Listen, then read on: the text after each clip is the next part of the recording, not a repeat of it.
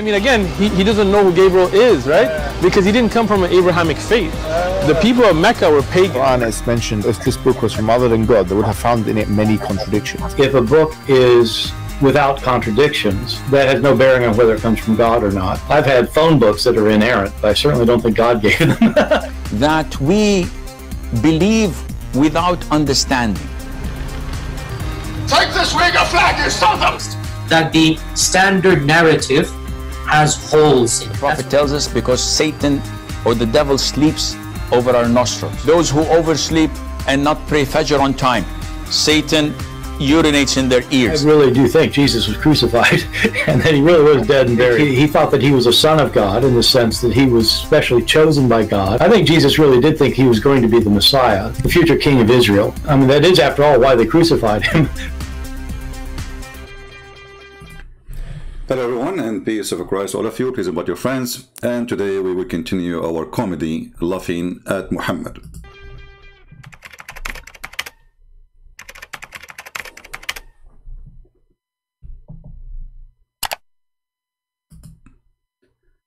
We heard in this introduction some of the most hilarious things happen in the last week or 2 weeks. But one of the most funny thing is that the Muslims are so desperate to the point they go and ask an atheist for help. You know, when you see somebody, he claims that he's a believer in the one God who is a shin, and his shin is so sexy and you know it. When you see somebody, he is a believer and he go after an atheist who believe that anyone believing God is stupid. When you see somebody, he is a Muslim and he asks someone, he deny everything written in the Quran to be true just to fight Christianity. How stupid is that? And this is exactly what happened to this Abdul. This Abdul, he is a certified donkey, like he's a prophet. So if we check out what happened exactly in this interview, you know, for me, the interview doesn't make any difference. You know, I mean, this guy, he's an atheist. What do you expect him to say? And what do you expect him to say? This guy, he believes anyone believe in God is stupid too. Ask him, do you believe in God? He will say, no, people who are stupid, they will, you know. So, I mean, what the point of bringing an atheist, you donkey? Unless you are a certified donkey, and this is the reality. Certified donkey,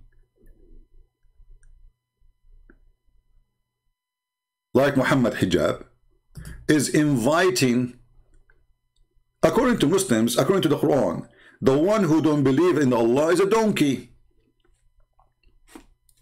The one who don't believe in Allah is najis, is filthy, is a kafir, is wicked, is.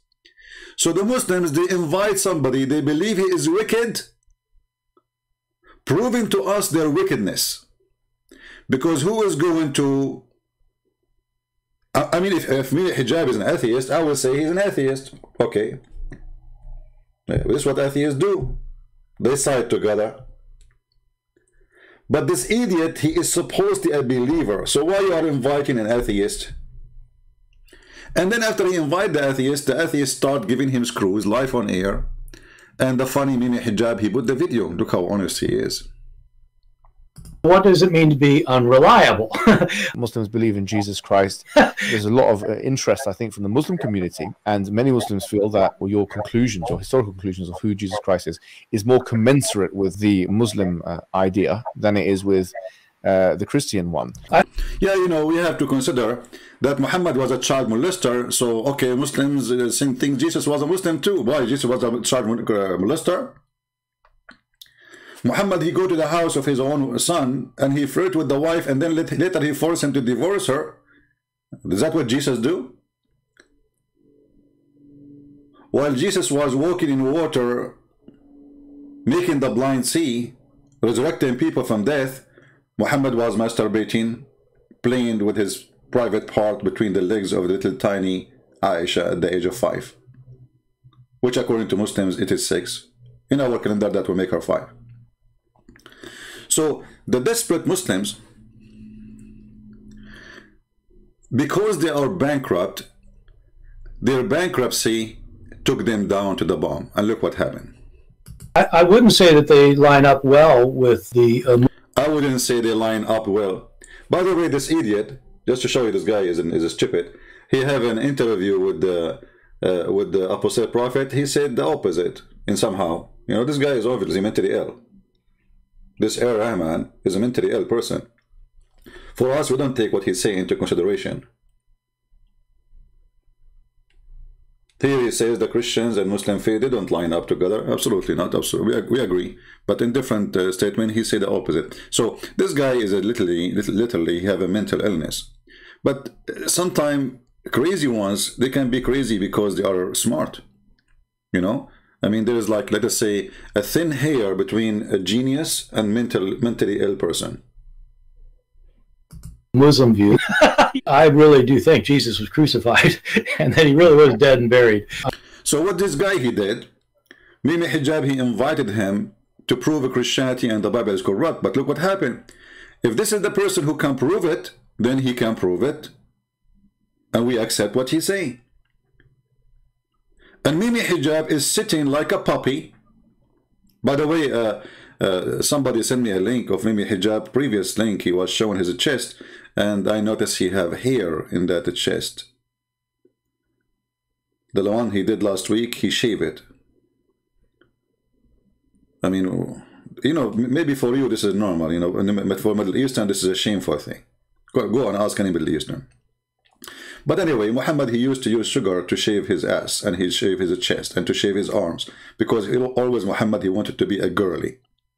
For Middle Eastern culture, this is a big shame. And this is what Hijab he did. Go watch his videos in the speaker corner and see he have hair in his chest. See the last, you know, he took it off. But now he will shave everything soon. I mean, I'm sure he's shaving everything already. But soon he will shave his beard, because he just said, and he is sitting like a puppy with this man, that I believe it truly that Jesus was crucified. That means that the story in the Quran is a joke.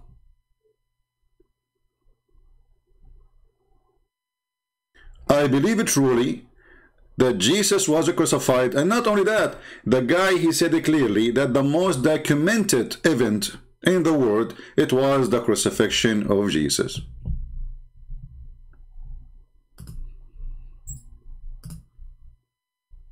About the crucifixion of Jesus and whether he was indeed crucified. Right. I know in Islam the teaching is that he was not actually crucified. I think on a historical basis, Jesus was absolutely crucified. I think that there's... Jesus was absolutely crucified. Listen, for me, I don't care what this guy's saying, but you Muslim, you invited him for interview. That's mean you are the one who take him into a big deal. So when he said Jesus absolutely was crucified, that's mean absolutely Muhammad is a fraud. And he is a son of Muta because he's born 4 years after his father's death. So when the Quran says, وَمَا صَلَبُوهُ, they crucified him not.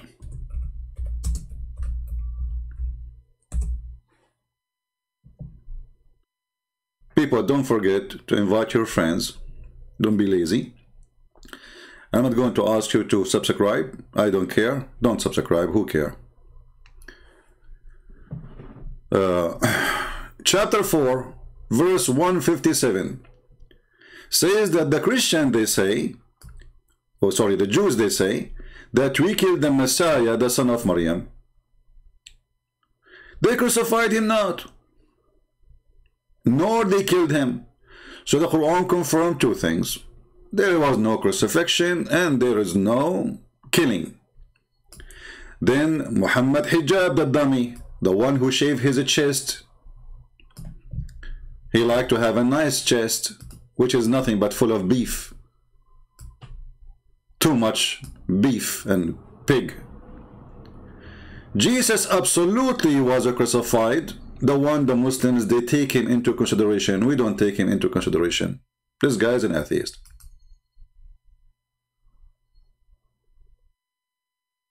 He was what? Absolutely.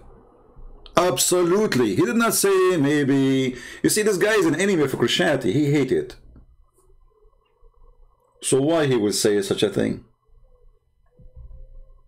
is that he was not actually crucified. I think on a historical, I know in Islam the teaching is that he was not actually crucified. I think on a historical basis, Jesus was absolutely crucified. Bingo. So Muhammad is a fraud. There's no question and there's no debate is needed, because the Muslims, they agree that this is the consultant. We can ask him. This is the one we can go back to, and the proof, they have his interview. They have article about this interview now. Imagine the Muslims, this is how silly this cult is. Those people, they have articles about it, but they will not mention in the article what this guy said. That Jesus truly was crucified.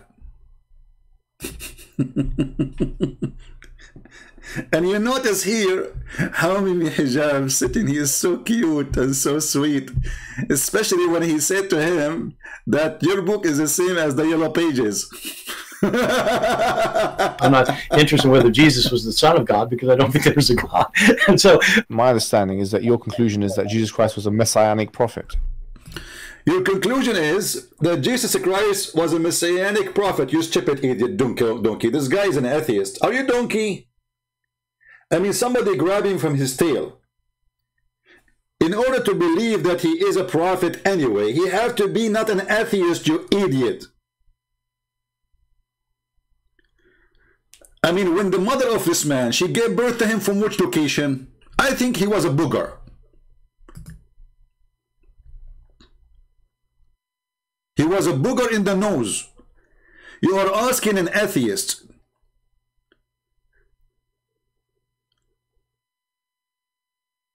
What?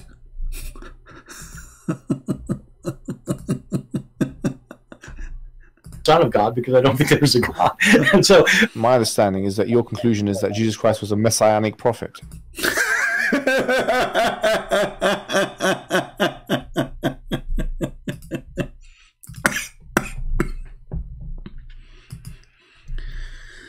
I'm going to open my Skype so we can have any Abdul. He would like to explain why Muslims, why Allah cannot find a smart person to defend him, why Allah is so desperate he got the most stupid idiot ones to present him to us. If those are the one who will defend Allah, so who is the one who will fight Allah then? Because it's a... Is the video working fine, guys? All right.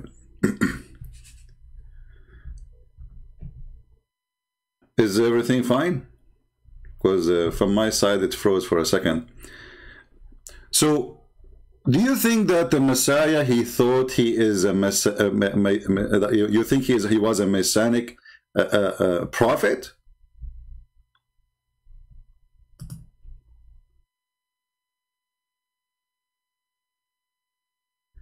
How in the world such a thing can happen?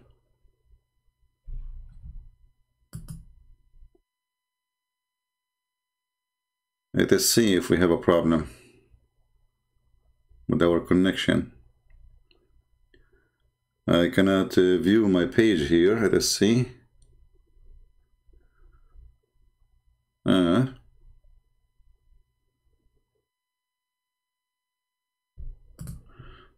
What happened to YouTube? Let us try something else.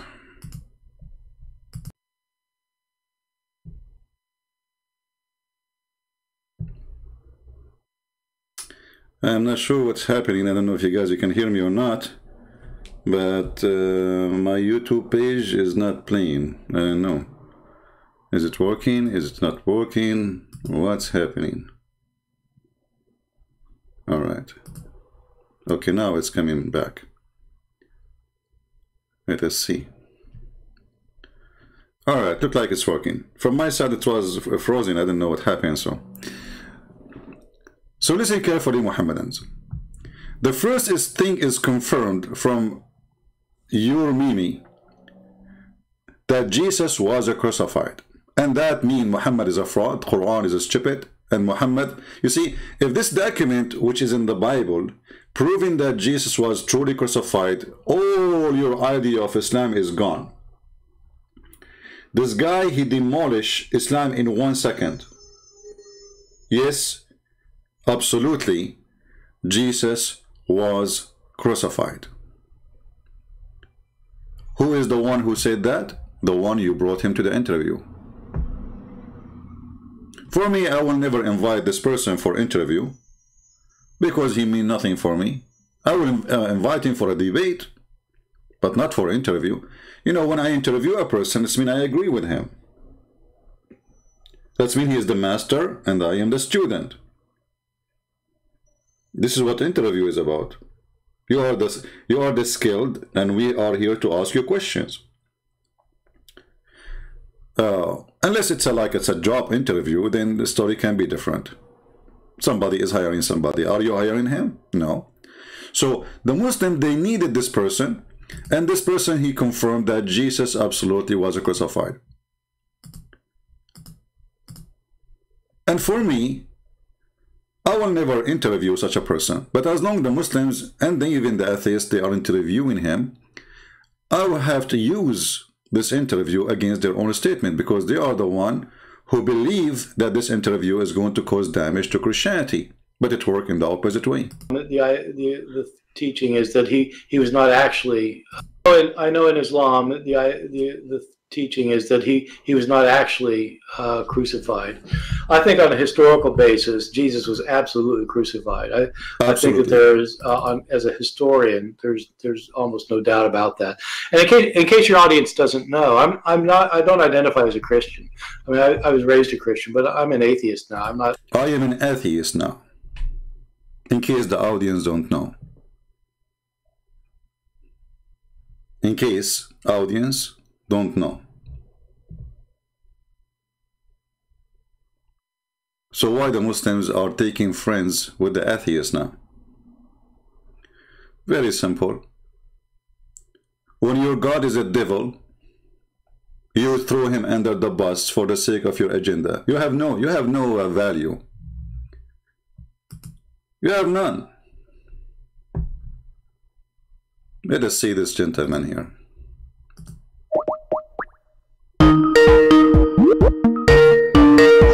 Hello. Yes, my friend, you are live on air.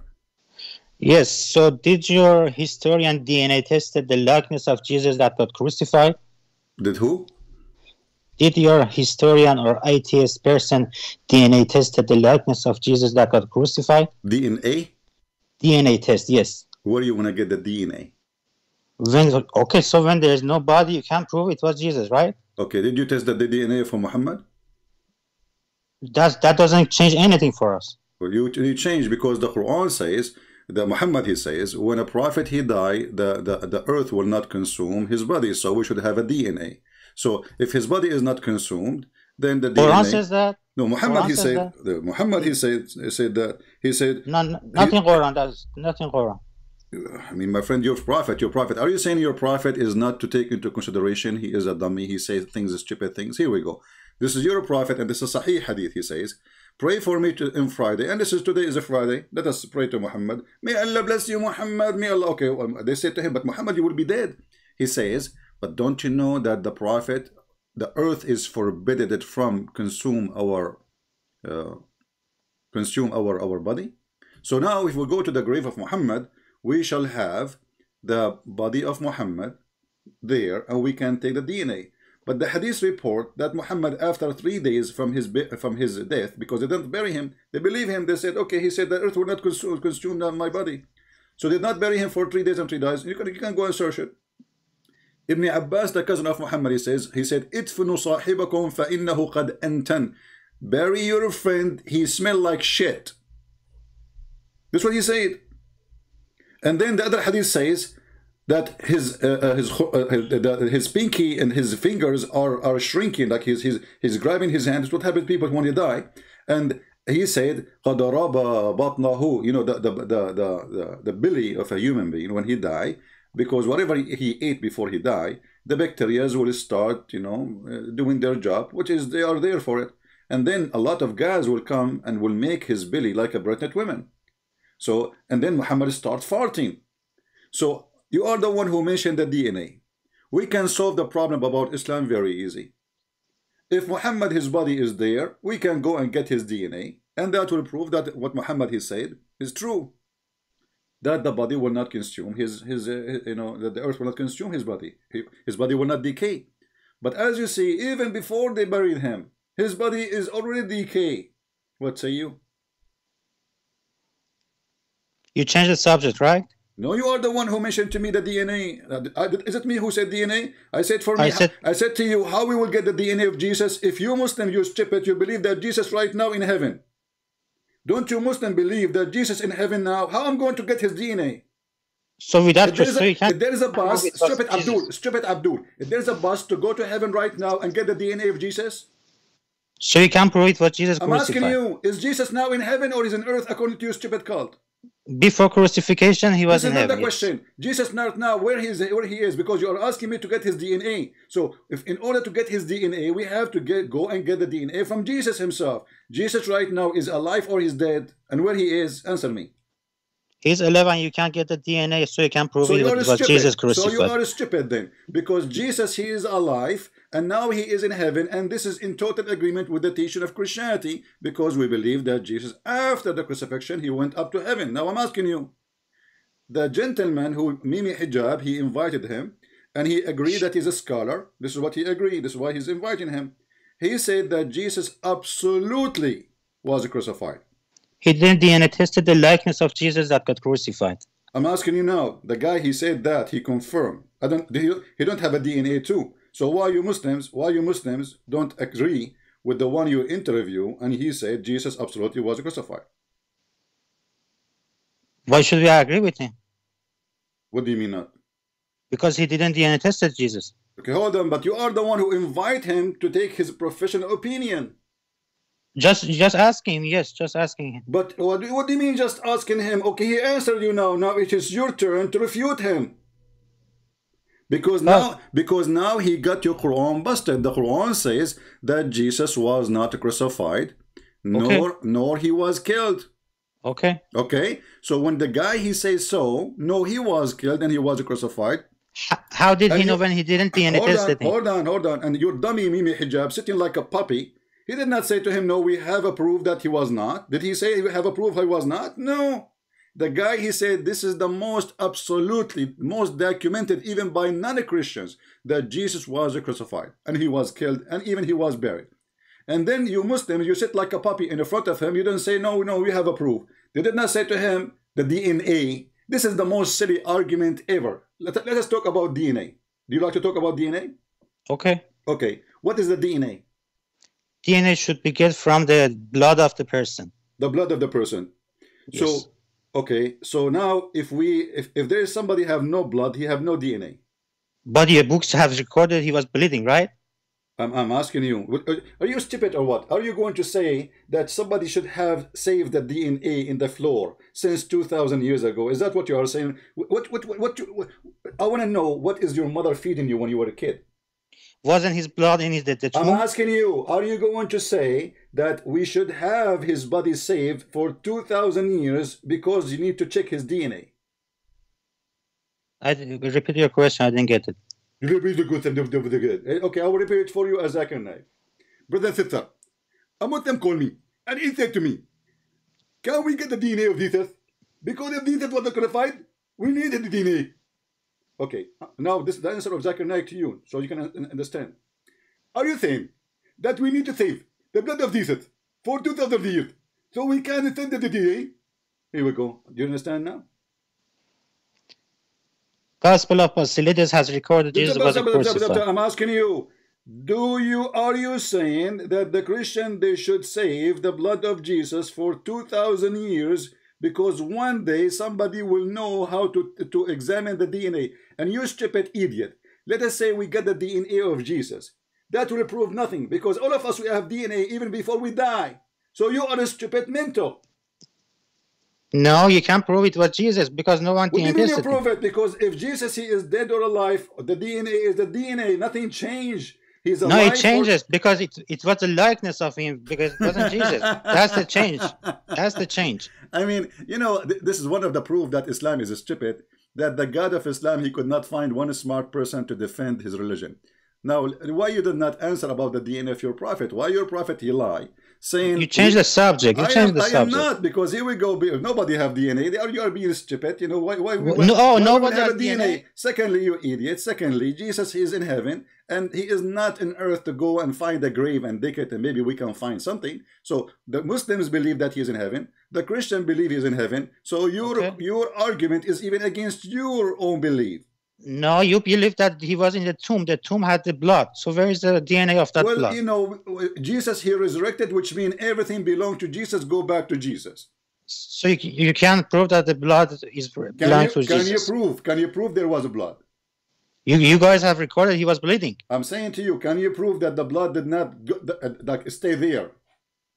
Can you prove it? What do you mean stay here?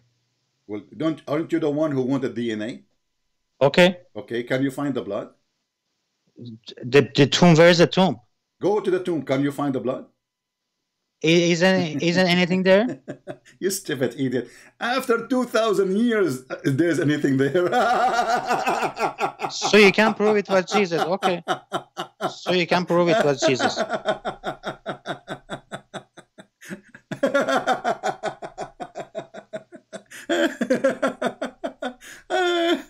I mean, you know, honestly, did somebody pay you to call me, or you did it voluntarily? Gospel of Basilides has recorded Jesus wasn't crucified, so he was transfigured into someone else. Hold on. The Gospel of who? Basilides, Basilides. But this Gospel says that the one. This is not a Gospel, by the way. This is a fiction. But anyway, we will go with you. Just you are stupid. You hear this guy saying the word and you do not know even how to say it twice. But we will go with you. But even that says that Jesus is God because he is the powerful God. He made someone look like him. Do you agree with that? Where does it say Jesus made someone look like him? You are making that by yourself. Okay, here we go. Everybody will laugh at you again. Here we go. This is the interview. Open your YouTube and mute my Skype for now. Okay. All right. Here we go. This person, he will get you busted. You are an idiot. You do not know what are you talking about. In case your audience doesn't know, I don't identify as a Christian. I mean, I was raised a Christian, but I'm an atheist now. I don't have a particular stake in any of this information personally. But I think the crucifixion of Jesus is probably the best attested, one of the best attested events of his life. It's found all over the place in our early sources. It's even mentioned by non-Christian sources, and it's a kind of a complicated thing for me to argue. Although I can at length, if somebody wants me to, it's not the kind of thing that Christians would have made up about him if they wanted to make up legends. If they wanted to make up something about Jesus, it wouldn't be that he got killed by the enemy, tortured to death. What they would have made up is that he became the king and he's sitting on the throne in Jerusalem.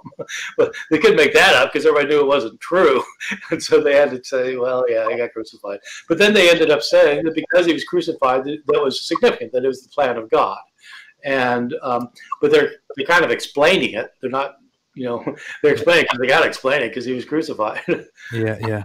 The Islamic account is very strange. It is that I guess that people think Jesus was crucified and that somebody was crucified, but it wasn't Jesus. It was just somebody else who people thought was Jesus, and it's a very strange thing to think.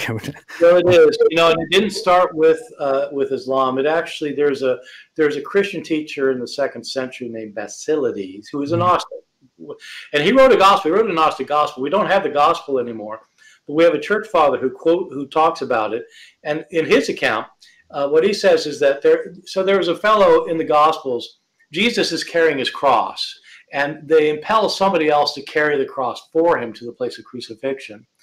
And according to Basilides, what happened is this other person whose name was Simon from Cyrene, which is in North Africa, Simon Cyrene carries the cross, and when he gets there, Jesus pulls an identity switch. He's the Son of God. He can do miracles. He makes Simon of Cyrene look just like him. And then he looks just like Simon of Cyrene. And so the Romans think they're crucifying Jesus, but they're crucifying Simon. And Jesus is standing by the cross laughing. So you idiot. Unmute YouTube now. So he said because he is a son of God, he is a powerful God, he can switch identity. So even the book you are quoting for us, which is a funny book, this is a heretic. This is a false. You know, this is why he is not. This book does not even exist. Nobody follow this idea. So even there, this person, he is saying that because Jesus is a son of God, he was able to switch identity. It's not, hold on a second. It's not Allah. It's not Allah who switched identity. Because Jesus, he is the son of God, he was able to switch identity. Your mic. He's saying because he's son of God. How did he know he was son of God according to the corrupted gospels, right? You idiot. The same gospel you are mentioning. The one you are saying, this is the truth. You just told me the name. According to that book, this person, he said that Jesus, he switched identity because he's the son of God and he can do it. At all times, the title son of God was given to the righteous person of the family. Did you hear what he say? Are you deaf? He made his own, he added his own interpretation, not the this is word not his that was in there. This is what that book saying. No, that's his interpretation. We can play it again. Are you slow? He said because that because was his own interpretation. Abdul. Yeah. Okay, hold on. So let us go. I will go with you. So why your stupid God never mentioned this Bible? Why should mention any Bible? No, your God, he mentioned the word Injil, which means which means the book is written in Greek. And who is the one who wrote the book in Greek? Injil is a revelation given to Jesus, not saying that he will get crucified. No, hold on. There's no book revelation given to Jesus. That is a stupid idea. Even your stupid Quran says that Jesus, when he was in the cradle, he spoke as what? As a prophet, correct? He spoke, okay. Okay, so when he got the revelation, if he spoke in the cradle, when he got the revelation, I want to know. From his birth. Before his birth or after? After. After. Prove it. Go ahead. Give me the DNA test. That is not related to this subject. No, this is related. Because Jesus is just born. He don't talk yet. And yet he is talking, saying, word of God. So Jesus did not receive revelation. Jesus is the revelation. Are you referring to our book? Some of that our book is true, right? I'm talking about your stupid Quran, chapter 19, verse number 29. Quran is true, right? I'm not saying it's true. It's a true joke. So don't use it as to show the I'm truth. using it against you because you are a joker. That's not against me. If it's against me, no, it's against Quran you because if you go to court, I have a degrees in law. So when you go to the court, I saw a check written and signed by you, not by me, you idiot. So this is a book signed by you, agreed by you. So I use signed by me, you. Okay, agreed by me, okay. All right. And it says Jesus was a prophet. Did Jesus speak in the cradle? And it said Jesus was a prophet only, okay? No, hold on. You said he received revelation. I said to you when? He said by birth. Prove it. What do you mean prove it? Okay, where is Jibril who came to him and squeezed him like Muhammad? When Muhammad received revelation, a guy, his name is Jibril, appeared to him as a man. He squeezed him three times, and no mayonnaise and no ketchup came. And he keeps saying to him, read. And Muhammad, the idiot, he do not understand. This is Jesus. He is just a little child, baby child, and yet he do not need Jibril. He speaks wisdom. He speaks wisdom. Look. He says, peace be upon me, the day I was born, the day I die, and the day I will be resurrected. Does it say that? This is Jesus talking. He did not say, oh, Jibril just came to me. Jibril, hey Jibril, what you're saying? Okay, I'm going to say what Jibril said to you. Can I talk? You can talk. Did he say, so peace be upon me in the day I was born, the day I die, and the day I am resurrected? That verse is about his normal life, that before judgment he will die, and after judgment he will rise. But he just said not peace about. He said peace on me. Okay, peace. Okay, on him. Okay. How you can say peace on me, you idiot? He said that. No, peace have to come from God, unless he is God. Peace on me. I cannot say peace on me. I would say peace. I can say by myself. Okay, peace on me. No, just to show that doesn't mean I am God. Just to show you how stupid you are. I'm not insulting you, by the way. I'm giving you a degree. But listen carefully. When you Muslim, you say the Prophet, peace be upon him, you are asking Allah to give him peace. Is that correct? No, that is honorification. That's honoring him. This is who is the one who will give him peace? You or Allah? That is honoring him. This not is not giving a question. him You this. need to honoring him. Why he was a whore, he need honoring. I'm asking you now. Who is the one who will give Muhammad peace? The one word peace. Who is the one who will provide peace to Muhammad? You or Allah? That's not the peace that you are talking about. We are honoring him. First of all, there's no peace. In the Quran, it says, Allahu wa malaikatahu yusalluna ala nabi, which means they pray on Muhammad. You Muslim, you lie, you say, we send that him is a blessing. blessings. Okay, so now here we go. You say, so it's a blessing. So why you say peace be upon him then, if it's a blessing? It's a blessing. So why you say peace be upon him? What's wrong with it? Okay, where do you get it from? That's for honoring him. Where do you get it from? It's from Quran. Where? Show me. Go ahead. The same verse that you said. You mean about Prophet Muhammad or Jesus? About Jesus. I'm talking about Muhammad. Abdul, focus with me. What did you eat? Okay, the same verse that you quoted in Allah. I will change your name. I will call you turtle. Because you have a brain of a turtle. Don't take a selfie because it's going to take forever. Listen carefully. When you Muslim says, peace be upon him, speaking about Muhammad, where and who is the one who told you to honor Muhammad by saying, peace be upon you? And who is the one who will give Muhammad peace on him? Your mind. It's not giving him peace. It's blessings. I don't care. Who is the one? You are the one who said peace be upon him a second ago. Now it's not the blessing. It's not peace. It's blessing. Turtle. Listen carefully. Focus with me. So don't stop shaking. Listen. When you say peace be upon Muhammad. Okay. Right? That's for honoring him. Okay. Where you get it from? Where do you get this from? It's from Quran. Where? But this verse is saying Muhammad, Allah and the angels praying on Muhammad, not peace be upon him. That's blessings. Okay, you stupid. Are you stupid? The word of blessing is not peace. Are you stupid or what? I'm asking you, where we can find the word peace be upon Muhammad? You said to me, Allahu wa malaikatahu yusalluna ala nabi, and you don't know even how to speak Arabic. But that verse have nothing to do with blessing. That is Allah praying on Muhammad. You can interpret that your way. We don't care. We know that. Mimi Hijab, he said, this is why it says pray for, not to. That's not praying. That's blessings. He said that. Are you saying Muhammad Hijab was a liar? Muhammad Hijab is a fallible person. He can make a mistake. Is your prophet a person who can make mistakes? No, he's infallible. But don't refer to hadiths. Prove it. Don't refer to the poo-poo of Muhammad. The second Muhammad he talk, he is the same as Mimi Hijab. So look with me. The one you said to me, chapter 33, verse number 56, it says, Allahu wa malaikatahu yusalluna ala nabi. So Allah, he pray for Muhammad, he don't pray to Muhammad. Supposedly that make a difference, but that's not make any difference. The Muslim, they fabricate the answer or the meaning. They say, oh, Allah and the angels send a blessing. So I'm asking you, where is the word peace be upon him coming from? That's alayhi salam. This is not the question. I'm asking you. You said to me, this is the verse about peace be upon him. This is not peace be upon him. This is, I don't want to use bad word. Abdul, are you why you go? I want you to do this. Okay. Okay. I want you to drink camel urine 3 times. Not in my book. What? Not in Quran, not in my book. What do you mean not in the Quran?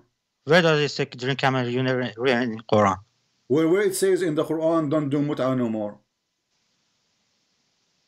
Where does in your Old Testament says don't sell your daughter as a slave? Well, sell your when a Muslim he says don't. Where in the Old Testament says don't sell your daughter? Sell your daughter. It is renting a person. That's prostitution. Okay. I laugh at you.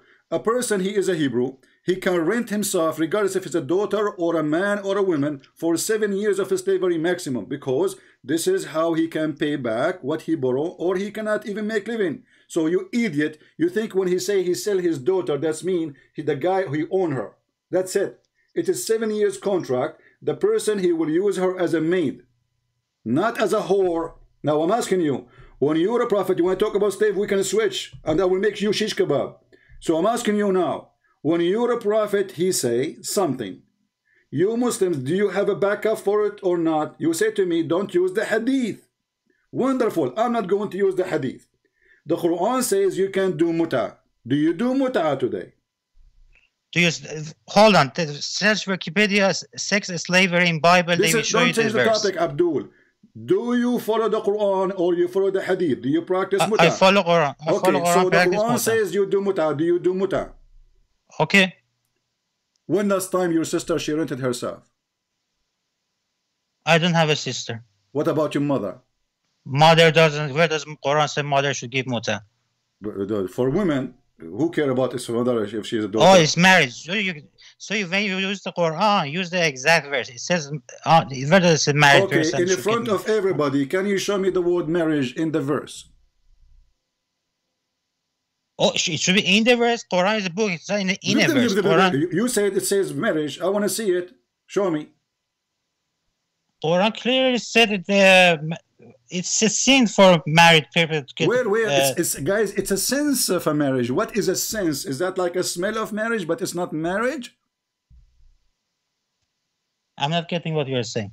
Because you are slow, turtle. Okay, let us go back. You know, this is how you try to buy time. I'm not getting what you are saying. No, you know what I'm saying. So when the Quran says you can rent a woman to have sex with her for 3 days or 3 nights according to your Prophet Hadith, but you said you don't want to follow the Hadith, no problem.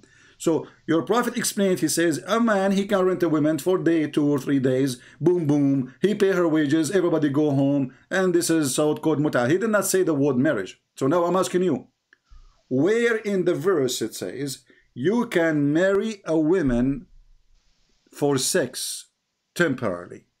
Chapter 4, verse number 24, 25 in the front of us. Where it says that? Why should it be in that verse? Quran has mentioned the verses of marriage in other verses. Show me where it says that. I don't care about verses. Connect the verses. No problem. Go ahead. Connect. So, connect what the verses. verse? What verse do you want? About marriage? Connect the verses. Connect the verses. About marriage? What's wrong with you? We are talking about what now? Where does it say if a married woman can... You know what? Be honest with me. Did you give any heart attack to your family? Are you married? Don't ask irrelevant questions. Because you are so stupid. We are talking about the same verse for the last 10 minutes, and now you are saying to me, we're talking about marriage? For sure we are talking about marriage. You said this is about marriage. I said to you, show me the word marriage. The word marriage is not in this verse. You remember you are the one who called me before and you said to me, ignore what is between the brackets, correct? Okay. Okay. Here they put it between bracket, ignore it. The word marriage is appearing between bracket. Ignore it. No, it's not here, but Quran is not one verse. No. Listen. It is you who said to me before, it's recorded, ignore what is between the bracket. Okay. So it is not there. It's a fabrication, and you are the one who asked me to ignore what is between the bracket. Ignore it. So now where is the word marriage? Where is the word? It's not there. It's in Quran. It's in Quran. It's not in that verse. Quran is a book. Idiot. We are showing you the Quran. Show other verses clear mentions marriage. This is the verse speaking about muta. This is the only verse speaking about muta. How we are going to show you other verse have nothing to do with the muta? This is the verse about muta. Other verses, where does other verses a married woman can give muta? You see, I got you. Oh, okay. Which other verses said a married woman can give muta? Which one? Abdul, which verse? Okay, guys, which verse it says married women they can do muta? Who's talking about married women? You idiot. We are talking about a woman, you can rent her. Did I say a married woman can do muta? Okay, so right now we agree, okay? Okay, so you Muslim women, you go in the market, she stand in the platform, a person he stop his car, he said to her, can I rent you for half hour? And this is according to you marriage. Okay. Okay. The same is in your book, right? No, where? In Exodus 21:7 and Google Wikipedia. Okay. Wikipedia, sex and slavery. Wikipedia. Exodus 21, read it for us, where it says you can do muta. 21:7, it says you can sell your daughter as a slave. But she is a slave, she will be a maid. Then you can have sex with slaves in other verses. Other verses, you can have sex with slaves. You see, you fail miserably. No. You fail miserably. Hold on. Search Wikipedia, sex and slavery. Sex and slavery, Wikipedia. Expedia boy, listen. So when I ask you for reference, you give me a reference. However, you two agree, references. You agree. I give you two references, not one reference. No, you gave me no reference. That is a lie. This is not. That's one reference. 21:7 Exodus. That is not true, because the Bible says it clearly. If a man he rape a woman, he will be put to death. And if she is single and he is single, they have a choice to fix it if she agreed to marry her. So you are a liar again. Because no, hold on a second. Hold on. Let me. No. It doesn't say that. It doesn't say that. But boy, don't change the topic. It doesn't say that. So you are the one who said that you Muslims have no problem your sister or your daughter or even your mother to rent herself for. Mother is married. Don't make things mix up. What? Mother is a married person to a husband. Mother is what? Mother is a married person to a husband that has a wife. He has a husband doesn't. There's no marriage. There's no mother woman. She is divorced and she have no husband or widow. A divorced woman. Okay. Okay. So you are saying that Islam is a religion of ethic, and a Muslim woman, she can walk in the street and she can stop by anyone, and a guy he offer her to have sex for $10, and this is Islam. That's in your book also. You failed to show me. I am giving you two verses. One verse, Exodus 21:7. You did not give me anything. The verse there. The second verse. Okay, hold on. So, if you go in the same chapter, I challenge you in front of everybody. Do you like to read Exodus 21? And the second verse also. Do you like to read the Exodus 21? And the second verse. Well, read any verse you want. Go ahead. Okay, hold on a second.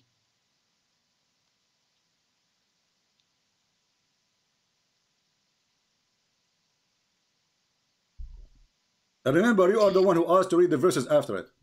Leviticus chapter 19. You see it, Exodus. Don't change now. You said Exodus. You see, I got you. I have okay, you got me. No, we can read that one, son of Mata. Don't play a game with me. You said Exodus 21. You are the one who said Exodus 21. Read and the second verse. Hold on. So Exodus 21 says, and if the man he married her to his son. So why you jump from that? It is you who mentioned it. So he 21:7. Yeah, 21. Yeah, 21. Read 21:7, 8, and 9. Read it. And also Leviticus 19:20. Okay, we can read that too. No problem. But finish what you said. You coward. You're stupid. You see, and people they say to me, well, you need to have more patience with those Abdul. Abdul, there's no patient in the world can hold a stupid mental person who believes that his mother, it's okay for her to rent her vagina. Here we go. This is Exodus 21. And verses you mentioned to me. It says here, and if a man shall sell his daughter to me, a maid servant, not a whore. Where does it say maid servant? It says in front of you, Potato. It's in front of you. It's a slave. It's a slave. You add words. I got you. And then it says, and if he have married her to his son, you are a stupid idiot. You are a certified donkey. But look what we got from you. That your mother, she can rent her vagina and you have no problem with that. My mother is married, she can't. Get lost. She will be divorced soon and she will be available. Especially when she watched this video. You see when they lie? Go and read it. It says if he married her to his son, not even to himself.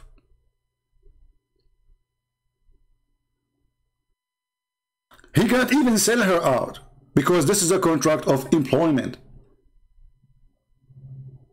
People at that time, they are poor, they are desperate. There's somebody have money. So he comes to him and says, I want to be your servant. This is what slavery mean here. A Hebrew man or Hebrew woman, she say, I want to be your maid. I want to be your slave. Which means you have full control of my labor. And those people, because they have no income, like now we can apply to work in Walmart, you can work as a taxi driver, there's no jobs, there's no opportunity, there's people who have money and there's people who have none. So the one who have none, he offer his service and that will give him food, will give him shelter. This is not really a slavery, the one we knew. This is why it says he sell. So he take money in return of his daughter, and this is the daughter have to agree too. The daughter, she will go and say, okay, father, we cannot afford it. What we can do? I will go and work for this guy. Negotiate with him for how long and how much he will give you money so he can survive me and my family. So a member of the family, or even sometimes the whole family go.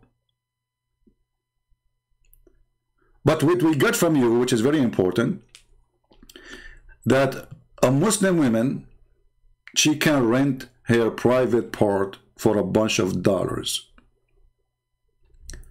And actually, if we go to the Muslim website, the Muslims, they have no shame to use even the word rental. You believe it or not? Let me open the reference for you. Rental. It's not the Christian Prince, he is insulting using that word. It is the Muslims.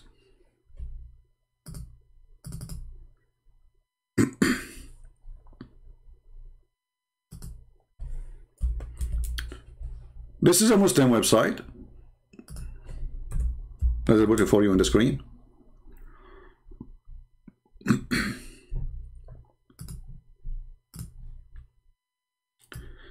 alislam.org. You do not need to rent to read the whole article, not to rent. Just search for the word rent in the page. Rent or rented. Look what you will see. In some work, a special term applied to women who participate in such a muta. Mustajara, in Arabic, mustajara mean rented women. Muta is considered as a kind of rental. So how the Muslims, they lie and they say Islam and Christianity, they share the same God. Women, they are renting their vagina to get paid for sex. This is from God? So what is prostitution then?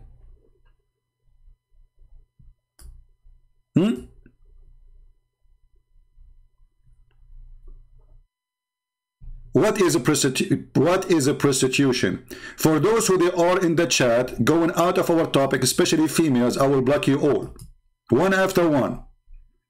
Anyone is coming here for her stupidity, get lost.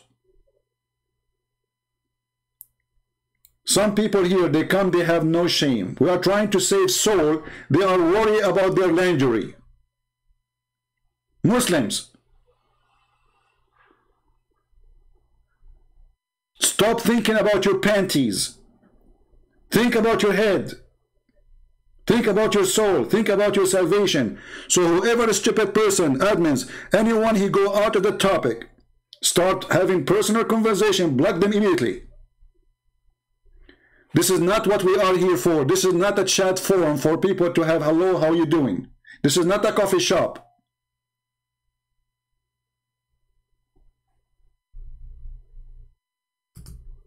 We gave you a warning. You better listen. Anyone he see this girl, her name is Nightmare, from the admin, block her immediately. Now and forever. I don't want to see this woman again. Go and see a doctor. Go and take medication. We are here to save soul. They are here to date.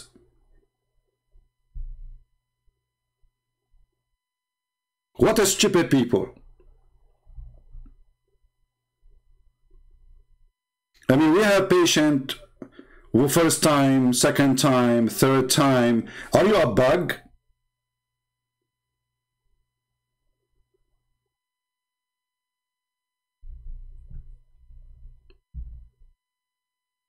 Thank God I am not married. You as women, they make you hate to get married.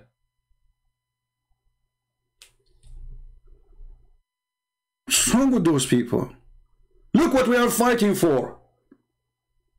And look what they are busy about.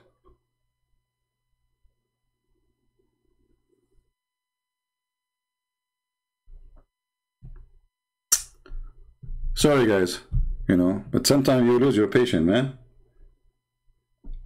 And Muhammad, he have 13 of them.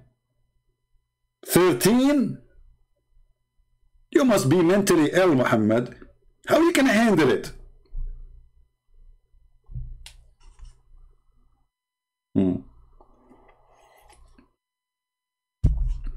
Now, for sure, not all women are the same. There's super smart, genius ones. They are way smarter than men. But there is some women, they are really, no, they mispresent their own gender. Now, do we have any Abdul? Do you have the DNA of Jesus? Look at this guy. I mean, this guy, he was thinking about it for 10 years maybe. The DNA of Jesus. What do you want? Do you have the DNA of Jesus?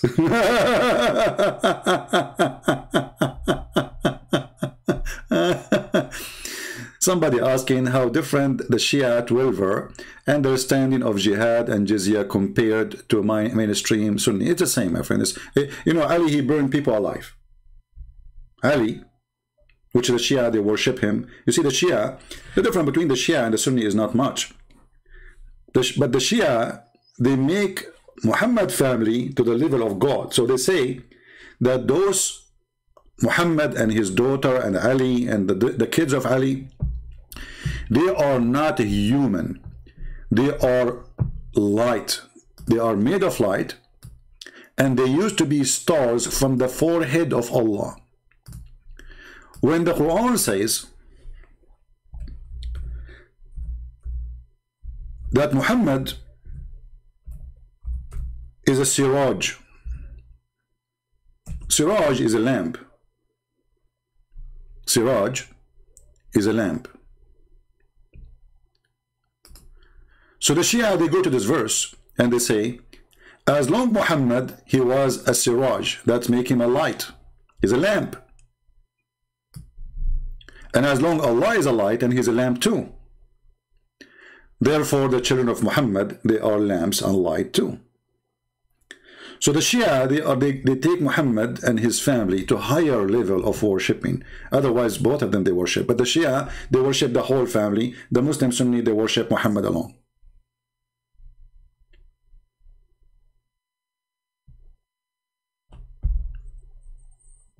I hope I answered you.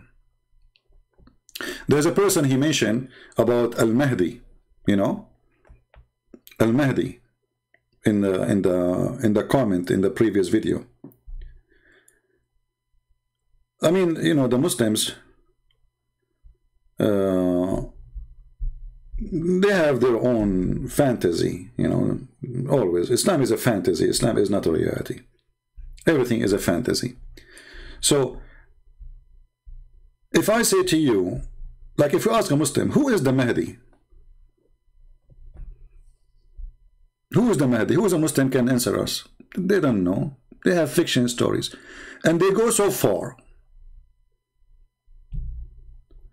to the point they say that the Mahdi is the grandson of Simon. Is what?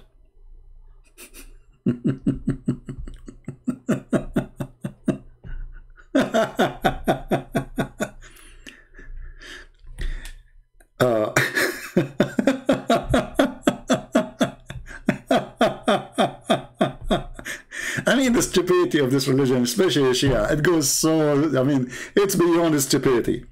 So Simon, he is the grandfather of Al-Mahdi, the Imam Al-Mahdi, which the Muslims are waiting for, and he is the grandfather from the mother side. From the mother side, remember.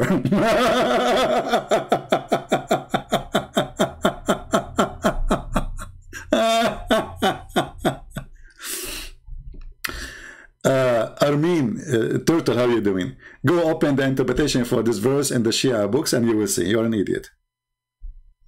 You're a certified idiot. There's tons of videos on YouTube, actually. We can play them. They are saying clearly that Muhammad and his family, they are Anwar. هذول ما هم مخلوقات مثلنا. هذول أنوار ربانية. They are not human like us. They are Anwar. They are light like us.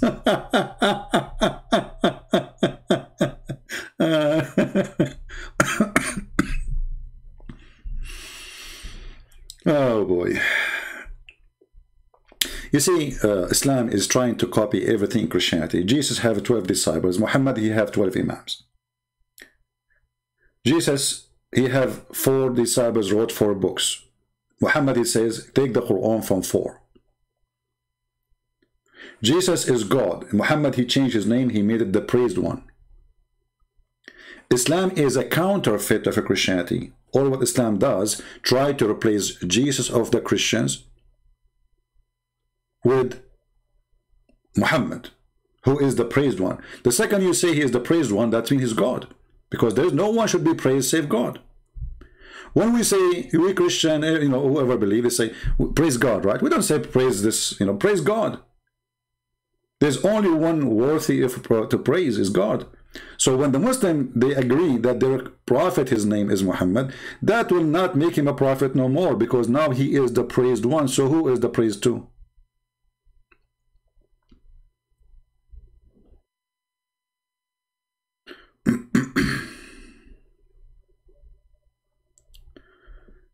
Anyway.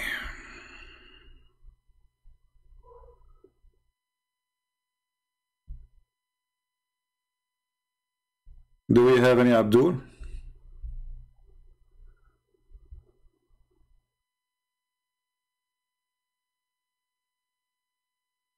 Somebody is saying to me where we can find those you are talking about, that Simon. Actually, there's a book Muslims they have. Let me try to find it. But as you know, everything in Arabic, this is why it's extremely important to know Arabic in order to get access to the garbage of Islam.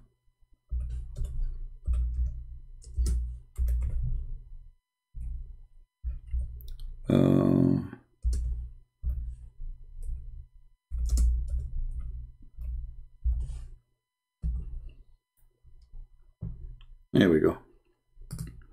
I searched in Google.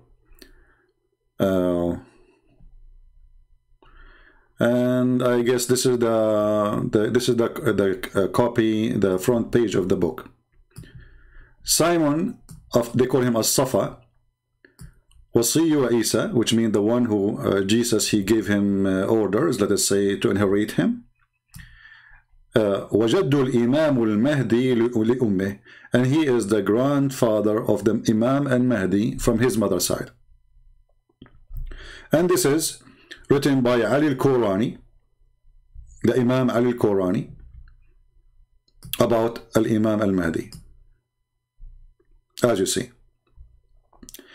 And this is printed, this book, 2014. But this is just, let us say, a recollection of a previous information written in books for centuries, So this guy is not making something new. He is just saying, well, this is what it is.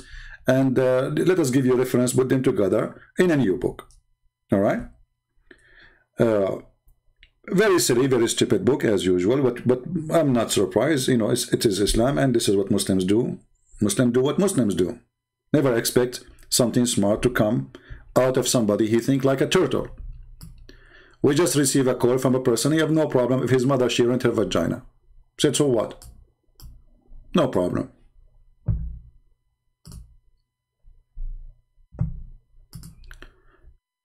Anyone have a question? Anyway, so the title today actually is about the yellow pages. The yellow pages. You believe it or not? Mimi Hijab, he got an idiot who is really silly, and even the silly one was smarter than Allah. But how this happened? Mimi Hijab, he decided to stood a little bit and to defend the Quran because he looked horrible. So he decided to say something, to add a spice to the conversation. He thought he can make a point of intelligence. In the Quran, it's mentioned if this book was from other than God, they would have found in it many contradictions. If a book is without contradictions, that has no bearing on whether it comes from God or not. I've had phone books that are inerrant, but I certainly don't think God gave them.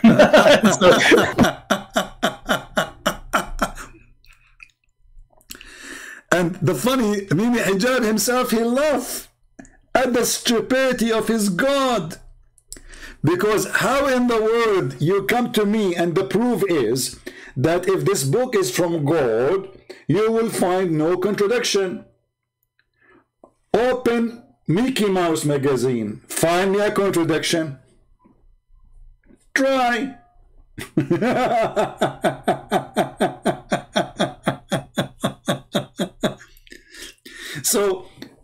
this person, even though we believe he is really mentally ill, he's smart. This Harman, whatever his name.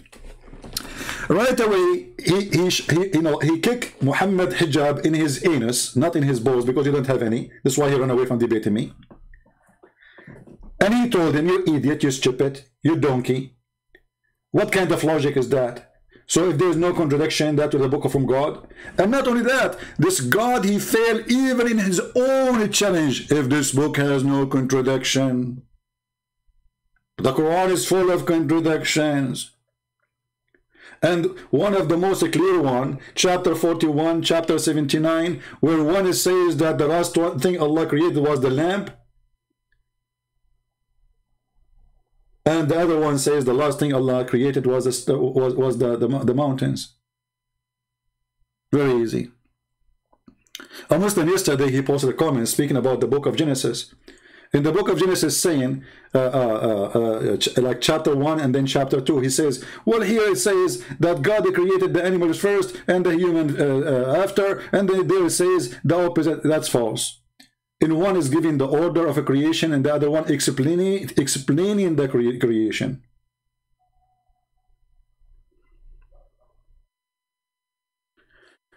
Is it allowed for a Christian to fight back evil? You see, depend in the evil. As an example, if the evil is somebody, if I live in a city, I should not fight evil by evil. Christians always have to fight evil.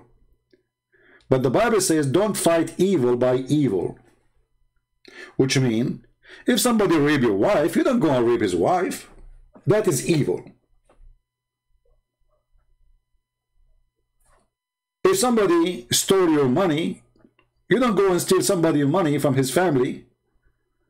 Go take your money. Jesus said the one who lives by the sword will die. Which means when you commit a crime, it is the right of other side to take you down by the sword, the same as you did to them. So the Bible is full of verses speaking about justice, and the one who killed must be killed. So yes, we fight evil, but not by evil. If somebody commit a murder, he shall be killed for his crime. If a terrorist come to my house right now, he want to shoot me, I have enough bullet to make his ass more than my filter to the water.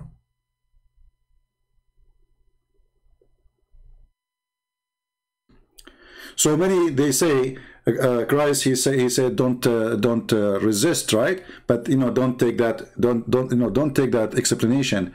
Jesus himself, he said to them, the one who don't have a sword, go on by one. They said to him, we have two. He said, that's enough.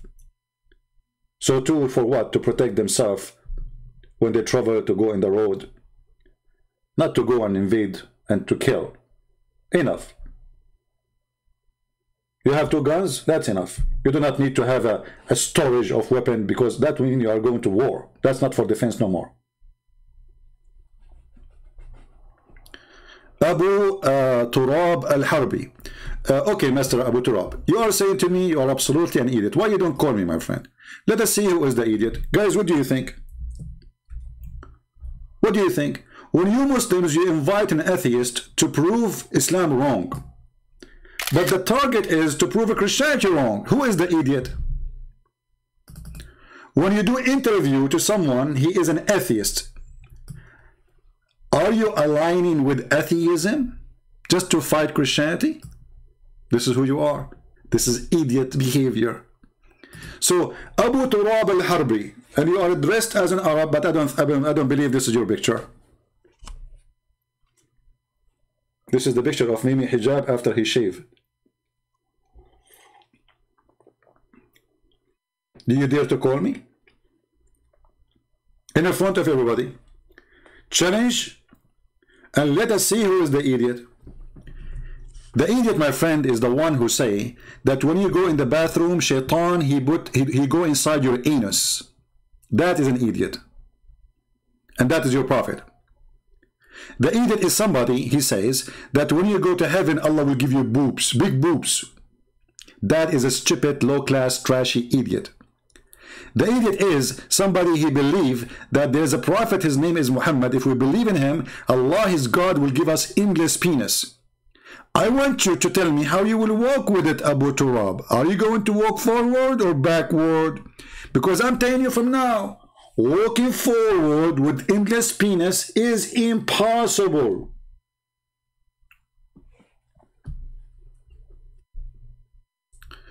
This is an Arab tribe leader? Really? This is the picture of Arab tribe leader? Yeah, which one? Are you proud about Arab tribe leader? Okay, then I can say to you that the Prophet says the one who is proud about his inheritance from before Jahiliyyah, because tribal is an inheritance from Jahiliyyah, tell him to go and bite the penis of his father. Are you going to bite the penis of your father? That's your Prophet's statement. So look what happened. This guy is proud about a tribe leader, and his Prophet forbid him from being proud about anyone except him, because he wants people to worship him. This is from the Jahiliyyah time, which means from pre-Islam, that people are proud about their tribes. Muhammad, he said, if somebody he do such a thing, tell him, go and bite the penis of your father.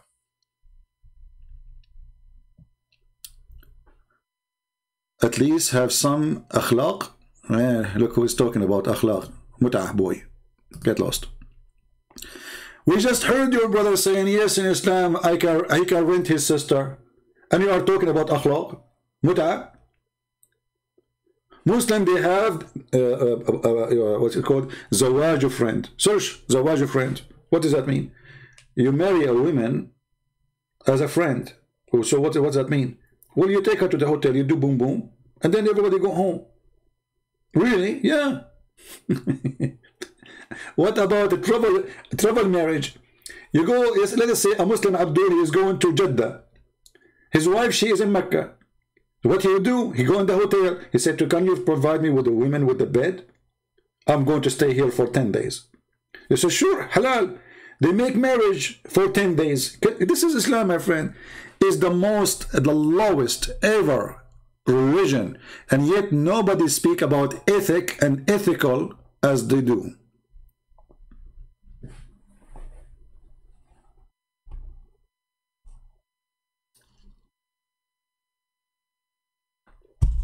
Any Muslim he dare to make him square, even if you are sitting in a room, have 4 corners. Anyone?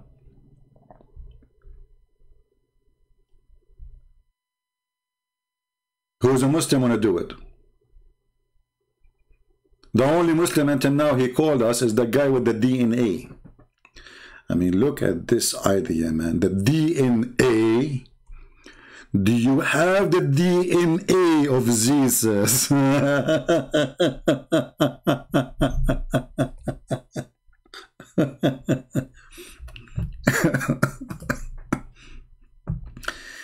You have a brain of a turtle.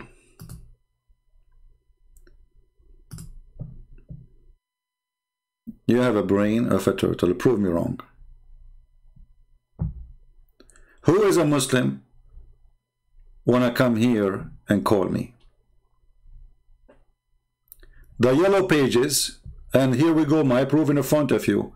The yellow pages is way better than the Quran. Yellow pages have 0 contradiction. Quran is full of contradiction. That has no bearing on whether it comes from God or not. I've had phone books that are inerrant, but I certainly don't think God gave them.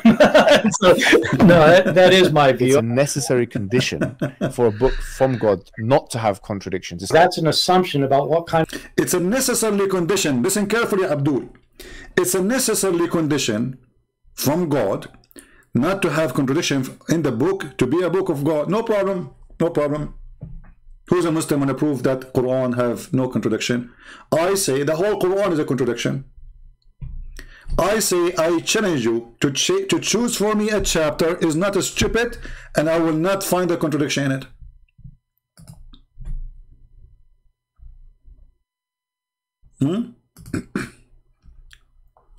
Anyone? Any Abdul? The Muslims, you know, they want to talk about the Bible, they want to talk about the Quran. Let's see this guy.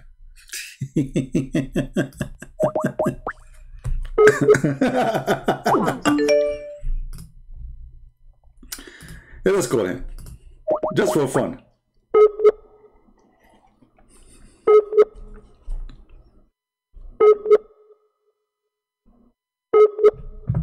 Man, your internet is not even working. Go ask your Allah to activate your internet.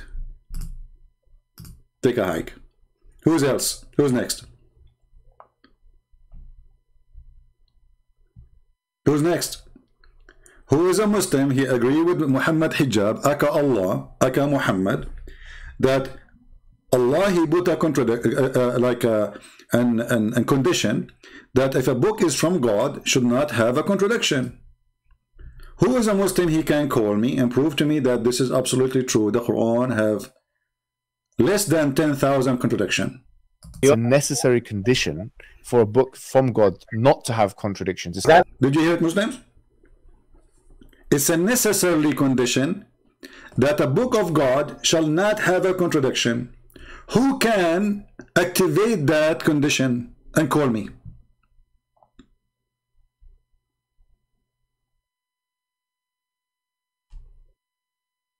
Any Muhammadan? Oh, this guy, the DNA. If I talk to him, this guy is mentally ill. I mean, DNA. I mean, let me call him. As long as there's no Muslims, the DNA guy.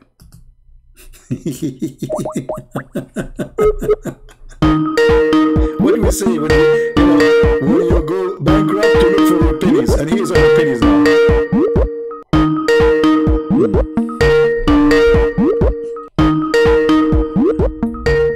Let us lower the ring. I don't know how they can lower the ring. I have to lower the whole volume because this Skype is really annoying when you call. He's not answering. He's looking for the DNA now.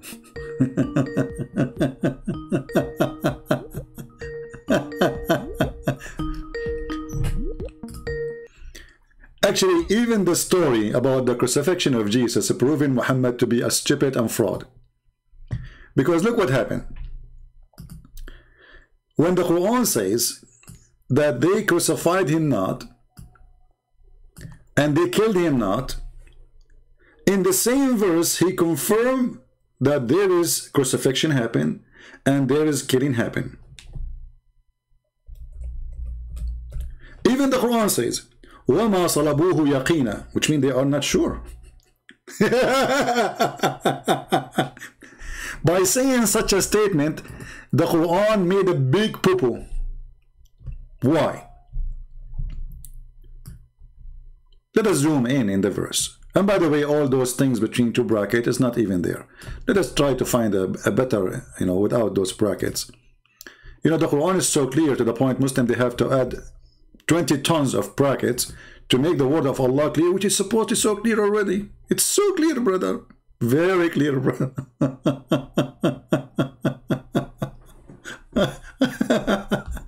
Anyway, read with me. That they said, okay, who is the one who said? The Jews. They said they made a great lies about Mary. Okay, what is that? They say Mary, according to the Quran, Mary, she was not married, sleeping around. But this is absolutely false, because the Bible says it clearly that Mary, she was engaged. And engagement for the Jews is a marriage, but without sharing the house, which means the woman, she did not sleep with the husband yet. She did not move to the house of the husband. And they are not, let us say, they are legally married by religion, but they are not practicing the marriage yet. He cannot take her until, let us say, they agree when the day to move to his house, he prepare his house, etc. It is just a let us say a traditional thing. But the marriage is already, she is his wife, which means if you wanna sleep with her, he can, and he will not be accused of anything, because already she is his wife. This is what engagement is for the Jews. The Muslim today, actually, they call it Katbul Kitab. This is something they took from the Jews. Her marriage is written, Katbul Kitab. So And this is we practice until now in our churches. They call it half marriage, which mean they go and they make an engagement. But the Jewish, they go farther than that, and they say this is total marriage, which mean there's no additional things need to be done. Anytime they agree to move the woman, she moved to the husband's house, she's his wife anyway. So the Jews, they never will accuse such an accusation unless they are trying just to insult. And something they can do today, you know, no problem. But this is not based on religion. This is not based in the Jewish scriptures. And then he continues saying, and they said, we killed Jesus Christ, the son of Mary, the messenger of Allah, but they killed him not, nor certified him, but it was made appear to them. This is the DNA guy. Hey DNA, how are you? I'm good. So I received a missed call from I wasn't at my phone. Yeah, what do you think about what this guy, he said that it's necessarily for a book not to have contradiction to be from God? Do you agree with that? Okay, but the way you want to twist the book, you can get... I don't want to twist you. You explain to me. What do you think? I will make a deal with you. You are the one. You will be the judge. Which one Allah created first? The stars or the mountains? Show the both verses. No, I don't care about you. You are the Muslim. I want an answer from you. Which one Allah created first? The stars or the mountains? Skies got expanded in the... I know which verse you... Oh, I got you. The other verse says skies were expanded. Thumma doesn't mean necessarily this is not the order. Question. This is not the question. Which one Allah created first? The mountains or the stars? If I give you answer, you should show the Arabic, then I will explain it to you. I will show you. Tell me what verse to show you. I will show you. No problem. Okay, stars. Show me. Tell me what verse. You are asking me. You show me the verse. Yeah, I'm asking you. You are the Muslim, not me. I'm a Christian prince. I'm not the Muslim prince. You asked me. You should show me the verse. I'm asking you which one Allah created first, the stars or the mountains? Which one? Mountains. He created the mountains first. Show me the verse. I will explain. I don't know. I'm asking you. Don't tell me. Show me. Okay, I will help you. I will help you. Chapter 2, verse number 29. What this verse is saying? Chapter, hold on a second. You can show it? Yeah, I can. You have to pay me first. It's a secret because there's no DNA. So you couldn't prove it was Jesus, right? Mm-hmm. Yeah, we could not. Absolutely. There's no DNA. Okay. Read it for us and explain to us with your special intelligence. You can use the muta tactique if you want.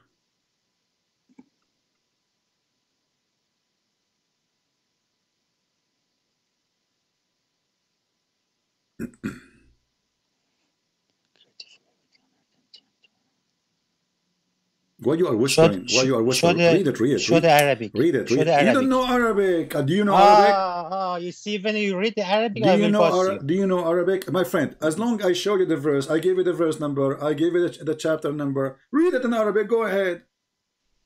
What's wrong with you? And you are not an Arab, and you don't speak Arabic, so what you are saying to me, show me in Arabic? This is debunked in Islamic websites. Oh, debunked in Islamic website. Yes. Is that monkey with you? It is debunked, so you're wasting your time on this one. No, I have time. I'm here just to have fun. Just go ahead, debunk it. Go debunk it. What does that say? What's it saying? Look at the verse. Explain the verse. Explain. Okay. I mean, Abdul, come on, Turtle. Explain the verse. Or what I'm saying. Isn't it debunked already? Okay, tell me what it says in the debunk. The verse that contains thumma doesn't mean the after. Where is thumma? There's no thumma here. Hold on, there's a thumma. But what does have to do? Okay, I want an answer. See, I got you. Okay, okay, you got me. Tell me what. Thumma doesn't mean after here. Thumma does not mean after. So it means what? It means it's continuation. Continuation. So why in the translation is saying then? As a translator, the thumma we know it's not continuation. I want you to change the translator. What translation you accept?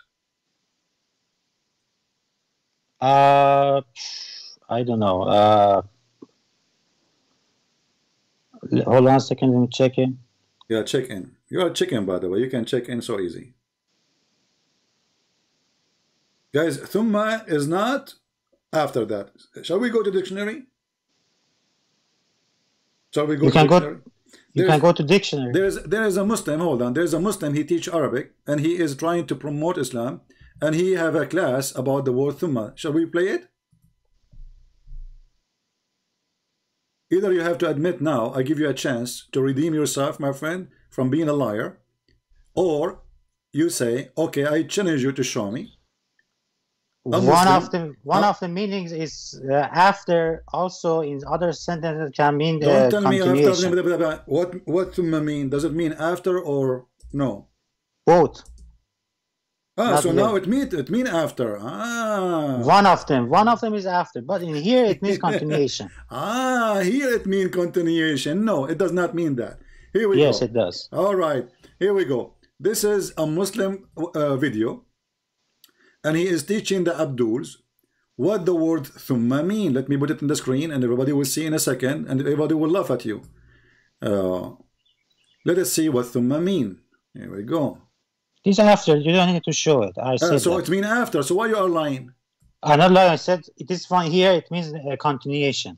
Ah, okay. So you couldn't prove your point. I told you it's debunked. No, it did not. I just admitted that thumma mean. It's not a continuation. It's mean after that. Here doesn't mean after. Okay, where it's okay. Which interpretation saying here does not mean after? Go to the Answering Christianity website. It is debunked. Ah, okay. But Answering Christianity is run by a guy. He's not a scholar, and he is a person. He said there's no magic exists, and he, he made fun of his prophet. He made fun. He says anyone believe in magic is stupid. Go and watch his debate with me. Do you agree with him that magic is a lie, and whoever believes in it is stupid? So you can't debunk this one, but you jump to another topic, right? You are the one who mentioned to me go to a website. Okay, you go to a website. Tell me what they say in the website. Google Answering Christianity. I'm asking you what they say in the website. The website says this thumma here doesn't mean after. Okay, okay. The website says that. Read it for me. Read it for me. I challenge you. Which becomes a fact. I have to Google it. Whether we can interpret the Quran in that particular way to suit something that is known in the future. And the short answer is we can do that if language supports that fact. That's one point to note. So, but the important thing is that the language has to support that particular interpretation. Some people try to fit the Quran with some scientific discovery, and usually these people don't have the right qualifications. See? So this is your Islamic teacher saying, this is what thumma is saying, and some people, they try to make the Quran fit with scientific discovery. So they are liars, and this is a Muslim saying that. Why you want to say that? This is not a Christian prince. And there's a party called thumma. But the question was, how do we know that thumma does not have the meaning of order? Because scientifically we know that the heavens were created before the earth. So the questioner asked whether that was to do with the scientific knowledge that we have. Does scientific knowledge interpret the way we understand verses? Meaning in the future, if we discover something which becomes a fact, whether we can interpret the Quran in that particular way to suit something that is known in the future. See? So thumma is an order of a creation. This potato, he says in a website it says that, in this website it says that. This is a lie.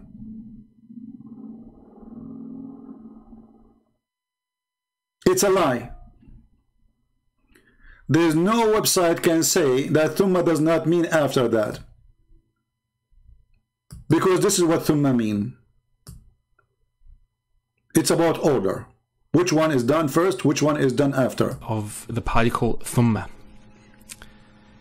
in a specific verse, and in the same context we have also the particle thumma here in this verse, which is describing the creation of the earth followed by the creation of the heavens. Did he say followed by?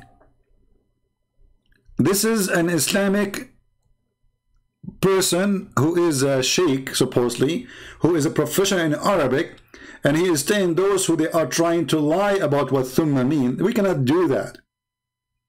Followed by. Followed by. We will call this Abdul again, even though he's an idiot. But what we can do, he's the only Abdul in the stage. What we can do, guys, sorry.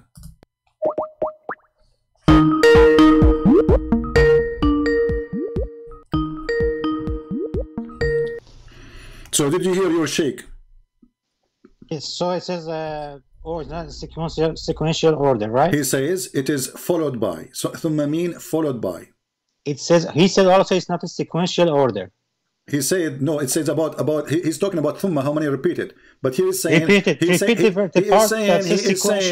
saying sequential order. Thumma it's not sequential followed order. by. He is saying we should not make the Quran fit with science, because simply this is what it says. And thumma here mean followed by. Did he say it's followed by?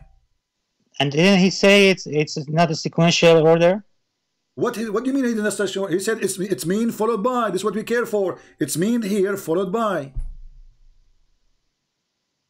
The earth was created and it was followed by. By what? By going to the sky to create the sky. So which one is first? Which one is next? This one is continuation. The Summa Stava, this is continuation. Get lost. Do we have any Muslim? Every single Muslim scholar agree that thumma mean after that, because simply this is just a plain Arabic. You can go to a dictionary and you will say there's only one meaning for it. There's no two meaning, there's no three meaning, there's no four meaning, there's no options. Desperate and a fool.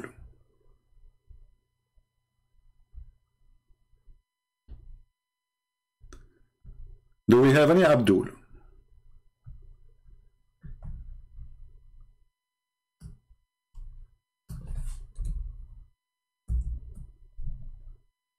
Anyone?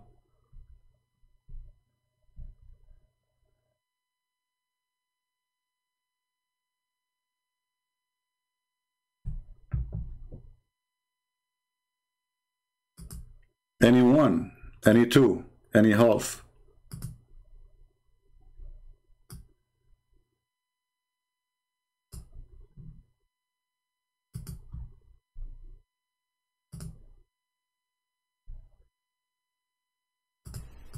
We're going to go through examples from the Quran and from outside the Quran to demonstrate the different meanings. And also we're going to go into some important linguistic discussion regarding the word thumma. Okay, so thumma is a conjunction, what's known as a harf atf, and it usually indicates order. So it joins between two things and it indicates order between them and an extensive period of time. Extensive period We'll of explain time. what that means in just a second. Just prior to giving the example, we need to actually highlight the difference in the light of another. And then he showed us the verse from the Quran, and he gave us the example that this is what thumma mean, that it's followed by. And by the way, it's not only followed by, it's about something happened long after, not right away. In Arabic, we use the letter fa, like just to add something happen, you know, right away. When you use the word thumma, it's about talking about something took time to happen. Conjunction, which is the fa. So fa is a conjunction that usually indicates order as well. So they both indicate order. The difference is that thumma indicates an extensive period, while fa indicates a brief period. So when the Quran says thumma, not only is saying after that, it is indicate long time after. Long time after. So it's not just a question if it's after no or not. It is long time after. And this is the professional in Arabic, supposedly, who is using his channel to convert people to Islam.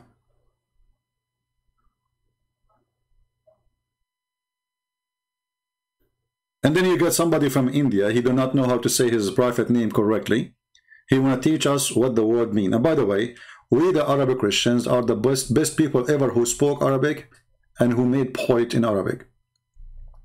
All the biggest famous poet men in the history of Arabia are Arab Christians. And I change any Muslim to say no.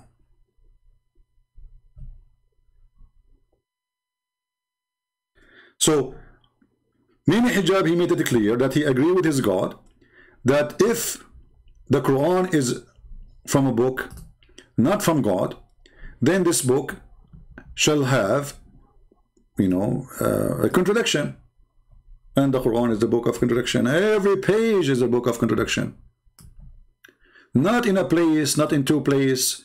I mean, look at this guy. He looked funny. He lost his 4 teeth like Muhammad. Do you know, guys, that Muhammad, he lost his teeth? I don't know how Muhammad was reciting the Quran. The guy, he had no teeth. Somebody threw a rock at him, and then he broke all his teeth. And then, how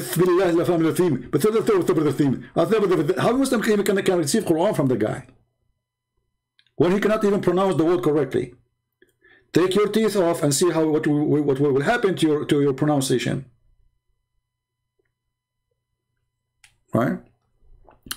See Luke 19:27. I called you potato and we laugh at you. We see them. We see them. Okay, I will go with you. Guys, I will go with you just to show you how stupid you are. When I say Muslims, they are the last one who can defend their stupid God. I mean it. When I say stupidity is amazing, I mean it. Look what you just did. Let us say, for the sake of argument, your post makes sense, which is not, because simply we can defeat anything you claim there. But how your stupid Quran says, I agree with it.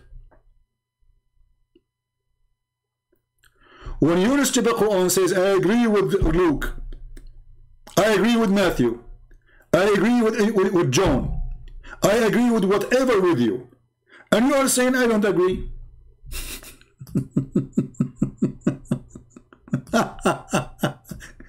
See how easy to defeat all your stupidity. مصدقا لما معهم. The Quran agreeing with what with us. Abdul, who is desperate, he don't agree with what us. Allah, he agree that what with us is the true book of God. Read it. So you idiot, you say, I am going to show you something wrong.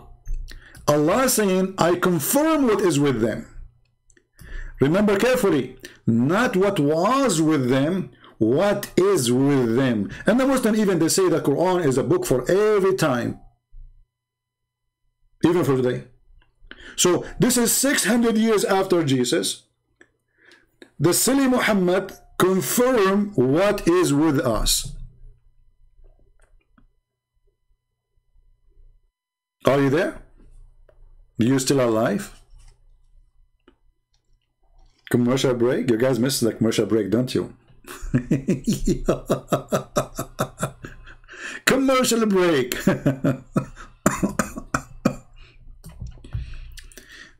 You see, if you start reading the verses from the Bible and you show them that they are stupid and they are silly, they will say to you at the end, you are lying. But what they can say now about the stupid Quran confirming what is with us? What they can say, they will say we don't agree with the Quran. But those, my friend, those people are super intelligent. They are. Half in the shade and half in the sun. And I was half in the shade and half in the sun. And I was half in the shade and half in the sun. And I was half in the shade and half in the sun. And I was half in the shade and half in the sun. And I was half in the shade and half in the sun. And I was half in the shade and half in the sun. And I was half in the shade and half in the sun. I was half in the shade, half in the sun. I don't remember what I have done. I asked the Prophet what I should do. He said, Allah will make you a barbecue. I said, Prophet, don't say that. Please, I will give you my hat. The Prophet, he said, if your hat is full of money and you will give me your honey, I can forgive your sin and you can sit as that. half in the shade and half in the lab of the lat. Half in the shade and half in the sun. Half in the shade and half in the sun. Half in the shade and half in the sun. Half in the shade and half in the sun. While Jesus was making the blind see, Muhammad was busy teaching Muslims not to sit half in the shade and half in the sun. I mean, what an important topic. Was half in the shade and half in the sun. I was half in the shade and half in the sun. I was half in the shade and half in the sun. I was half in the shade and half in the sun. You know what? Isn't it going to be funny if you have half tan, half none? Like half of you is white, half of you is dark? Man, I never thought about that. That would be a nice art. Every day I will sit in the same line, half in the shade, half in the sun. Okay, what will happen if we sit half in the shade and half in the sun? Genius? Shade and half in the sun. So my teacher told me that I shouldn't do that. When I asked for the reason, he said, because this is where shaitan sits. So he's asking me, can you elaborate? Yeah, I can. I can elaborate. What's wrong with you? This is very easy, man. I'm genius. I'm a scholar. I'm a sheikh. Not like you, stupid idiot. Don't you know my name is Sheikh Asim? Aman Rabbi Aman. I can elaborate and increase your rate. I'm a scholar, not like you, berate. Elaborate for us, tell us more. Okay, what is the reason? Easily elaborate. Yeah? This is what the Prophet told us. Look at the explanation. Look how deep. Look how deep. He did elaborate now. The lecturer is over in 2 seconds. Yeah, the guy is asking you the question, what the problem if I sit in the sun and the shade? You say to him, I can elaborate. The Prophet said so. That's it. Okay, the Prophet said so, but why? So now he elaborates. This is the intelligence we are facing. Turtle. The turtle God, the turtle religion, the turtle penis, the God who promised you penis if you believe in him. Penis God. You cannot find better than this one. Why the Gospel of Thomas is fake? Well, Abdul, you stupid idiot. As long you are saying the Gospel of Thomas, why it is fake, why you don't approve it yourself? Just to show you how stupid you are. Do you approve it yourself? Say yes. Say yes.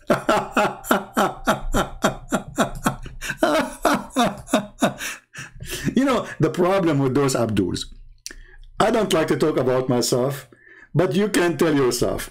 They have a brain of a turtle, and you have a brain of a Christian prince. And you can imagine. So Abdul, why it is fake? Do you approve it yourself? You will say no.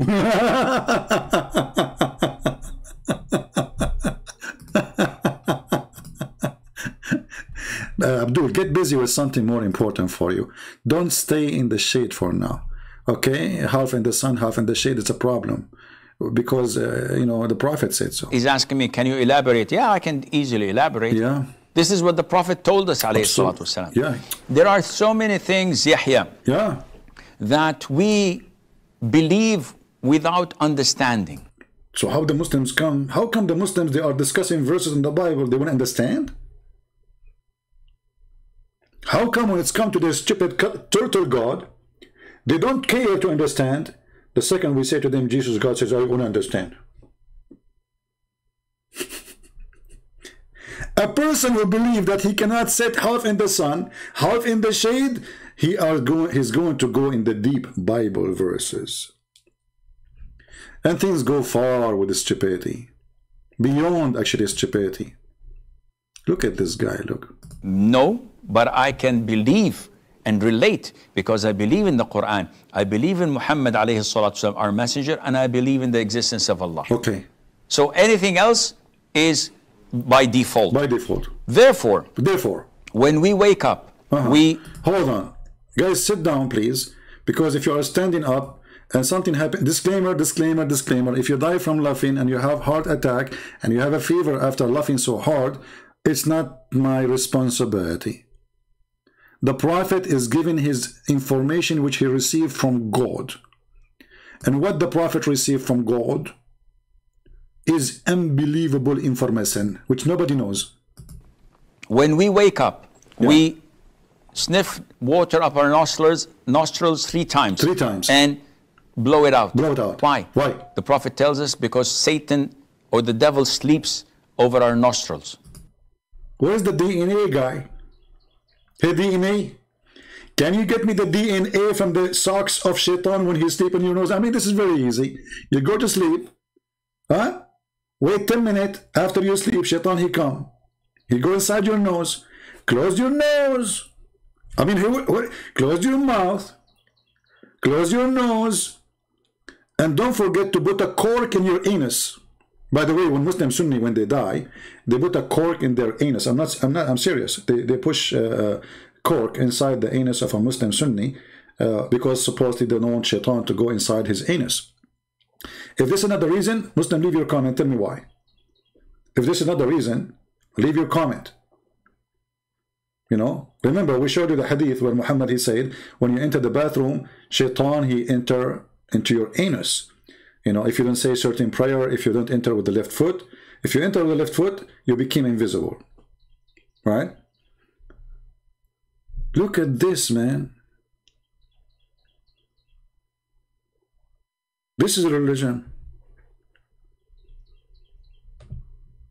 This is a true religion. This is something we should consider. Hey, you know, Jesus saying to you, love your enemy, bless those who curse you, you know, making the blind see, walking in water, you know, resurrecting people from death. I mean, this is here wisdom. Here is knowledge, my friend. Here is what you know, that this is somebody, God talking to him. This is God words. When we wake up, we sniff water up our nostrils 3 times. 3 times. And he Muslims, why 3 times? Who will help me? Why we have to wait 3 times? Why we cannot evacuate Shaitan by 1 order from the court? Why it have to be 3 orders? You Muslims don't believe in the Trinity. Okay, no problem. So why you have to do it 3 times?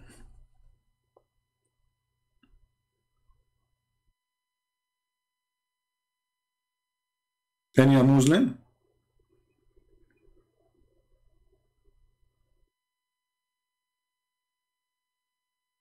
The Muslim, he have to shake his penis 3 times.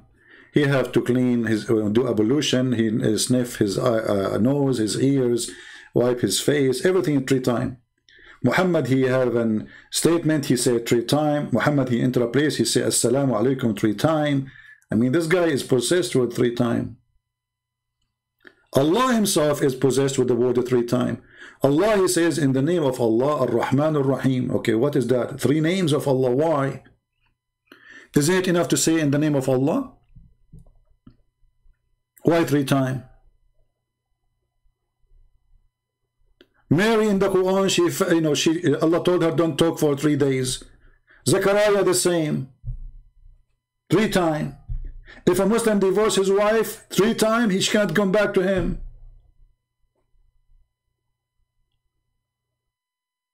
Everything is 3 times in Islam. Why is that? Is that in the name of the Father, the Son, the Holy Spirit? Islam is based on 3. Allah, Muhammad, and Jibreel. Can Allah deliver to Muhammad his Quran without Jibreel? No. Can Jibreel deliver the Quran to the Muslims without Muhammad? No. You know, one of the funny things in the Quran, not only it's a book of a stupid contradiction and fictions, the guy dies standing for a year. There's a Afrit, there's a genie, he can bring you women who were in Victoria's Secret from Yemen. There's a genie who died for me to bring me diamonds and jewelries. There's genie who built for me idols in the synagogue, and the Muslims, they claim that they are against idols. No. Things can go really, really, really far. And this is what I'm going to say to everybody now. Who is a Muslim is willing to call me and make a challenge for me that he will give me a chapter in the Quran, any chapter. You have 114 chapters. You will make a challenge for me to choose a chapter and not finding stupid things and contradiction in it. Any Muslim? If there is one chapter in the Quran, it's not stupid. Just one.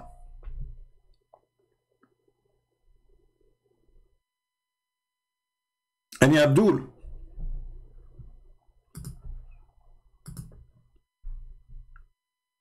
Anyone?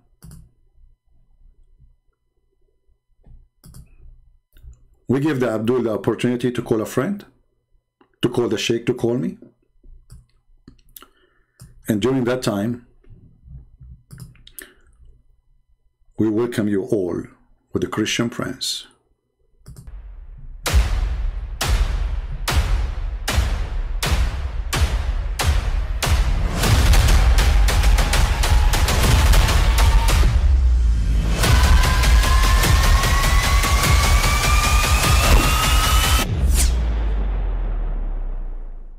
But I mean, again, he doesn't know who Gabriel is, right? Because he didn't come from an Abrahamic faith. The people of Mecca were pagan. Quran is mentioned, if this book was from other than God, they would have found in it many contradictions. If a book is without contradictions, that has no bearing on whether it comes from God or not. I've had phone books that are inerrant, but I certainly don't think God gave them. That we believe without understanding. Take this wig of flag, you sodoms! That the standard narrative has holes in it. The Prophet tells us because Satan or the devil sleeps over our nostrils. Those who oversleep and not pray Fajr on time, Satan urinates in their ears. I really do think Jesus was crucified and that he really was dead and buried. He thought that he was a son of God in the sense that he was specially chosen by God. I think Jesus really did think he was going to be the Messiah, the future king of Israel. I mean, that is, after all, why they crucified him. All right, welcome everybody. We are waiting for any Abdul from the turtle kingdom of Allah to call us and prove us wrong. I believe that Allah is a turtle. He has a brain of a turtle. And when I say Allah, I say Muhammad, because Muhammad is the only God Muslims they have. Muhammad himself, he never spoke to Allah. He never heard even the fart of Allah. He claimed that there's a guy, he come to him, he squeezed him 3 times, no mayonnaise and no ketchup came out. And he did not even tell him what his name. We heard this guy, his name is Sheikh Uthman, saying that the angel told him, I am Jibreel. From the first time, show us Uthman, you are a liar. You are a fraud. This is why the other day, you remember, a Muslim, he called me and he says, you know, I asked him, why, how you know about me, why you left, you know. Now, he left Islam. He called me to debate me first time to get me busted, you remember? Then he decided after that, after 2 debates, if we can call it a debate anyway, to leave Islam. And I asked him, why you came here? He said, because of Sheikh Uthman. So because of Sheikh Uthman, and he said Sheikh Uthman is a liar. Because of Sheikh Uthman, he is out of Islam. Not because of me. I mean, yes, I convinced him to leave Islam, but the first thing he noticed that Muslims are liars when they try to defend their religion. And then any decent Muslim, he will start asking himself why we are lying to the Christians if we are following the true God. Any Muslim can call me? Who is a Muslim sheikh is willing to call me immediately? Mayday, Mayday, Mayday. We need a Muslim sheikh who have a long beard, who can call us and prove us wrong.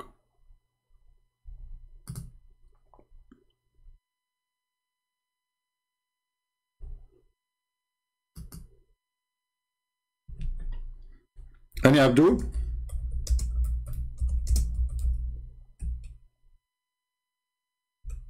Let us see this Abdul. He called me before, but I was offline.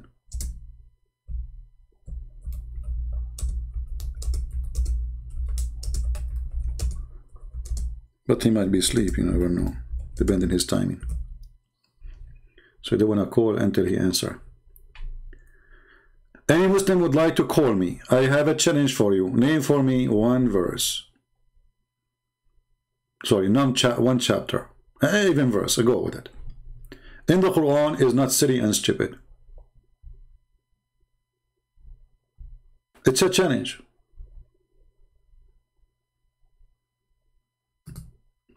Who can accept the challenge?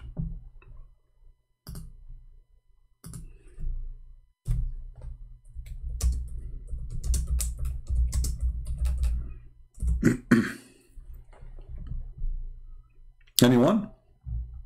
I'm looking in my list here in the text I received in Skype to see if Muslims, maybe we can get one. I'm looking at the old text. Look like we have a bankruptcy now.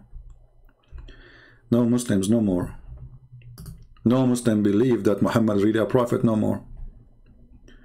How can you say Muhammad is spitting the moon?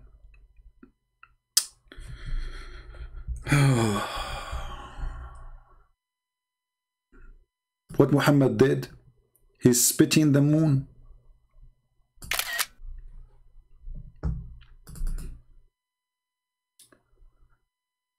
Lord have mercy.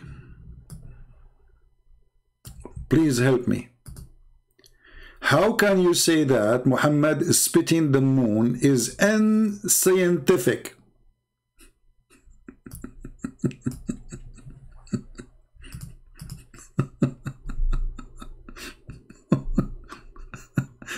Your prophet, he spit the moon?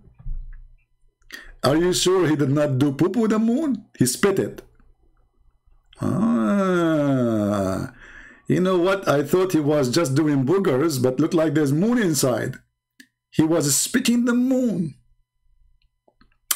Abdul, if I go right now to the verse, you will see nowhere it says that Muhammad did anything.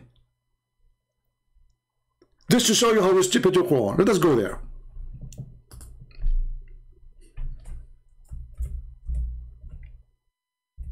Oops, I'm typing in English. Okay, you have to switch always the language, you know. If we go to the Quran, we will read this and we will see how stupid the author of the Quran. Shouldn't you introduce for us what happened? The hour of the judgment day is nigh and the moon is cleft asunder. Who did that? Is Muhammad involved? Where it says Muhammad, show me. Where even it says Allah is involved. Or what the Quran reporting is there is a, obviously it's an eclipse. And the Quran here report that there's something stupid of Allah because he claimed that this is the start of the judgment day. It is the start of the judgment day. A Muslim saying to me, I'm hiding. My friend, I am like Allah. Allah in the Quran, he says, he speaks to anyone. The difference between me and Allah is different. By the way, they're different. I go and do lectures. I travel to countries to teach. Allah never showed himself. Allah, he says, I never spoke except from behind a veil. Allah is a female. If we type the word hijab in the search engine of the Quran, what we will find? We find that Allah is wearing hijab. Read it.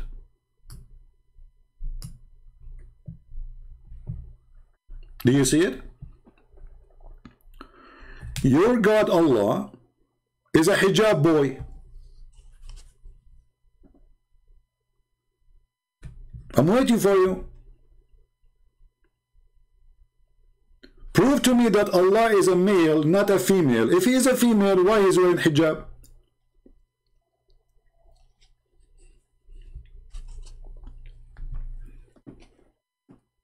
Any Muhammadan?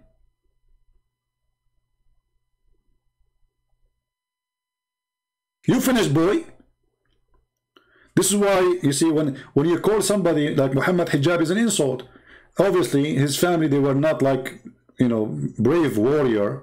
You know, they are feminine. This is why this guy, he shaved his chest the day before he want to go to take off his t-shirt. Go watch his previous videos. You will see he have hair in his chest. In the last video, he did TikTok with his shirt. There's no hair. Hijab is a female. So you call a person, you are wearing a veil. Even Uthman, he tried to insult me. He said the Christian prince wearing a burqa. Go watch the video. It's an insult. It's an insult to have a burqa. So Muhammad hijab, his last name is burqa because all the men in the family, they are wearing burqa. Otherwise, you tell me why they call them this name. And this is your God himself is a female too. He is wearing a burqa. I challenge the Muslim to tell me why Allah is wearing a burqa. Give me a reason. Is he hiding? Is he sexy and you know it?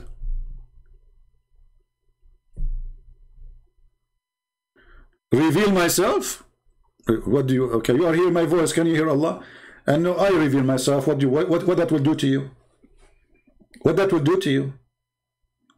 You will send me your daughter to do mut'ah with me? CB will never reveal himself. Silly people. Silly. I reveal myself. I spoke to the elf. He told me that Santa is a true. You made Muhammad a barbecue. And this is why I'm here to do any wish for you. It's a wonderful time. It's a Christmas time. And Muhammad, because of you, he become a barbecue. I'm here to thank you. I'm here to invite you to the North Pole to enjoy the drink with the brother Paul, because you made Muhammad a barbecue. I will go to the North Pole, and our brother Paul is waiting for me, and we will have fun. Christian Prince, Paul will say to me, Christian Prince, I cannot believe it what you say when you are alive. I say, come on, Paul, you can do better. I mean, you are the one who bust many people at that time too. He will say to me, but at that time there was no internet. Unbelievable. Any Abdul? Why you no call me? How I can call you? Erdig. Why you no call me? Look at this. I mean, this is deep. This guy, you can tell he have a lot of hashish.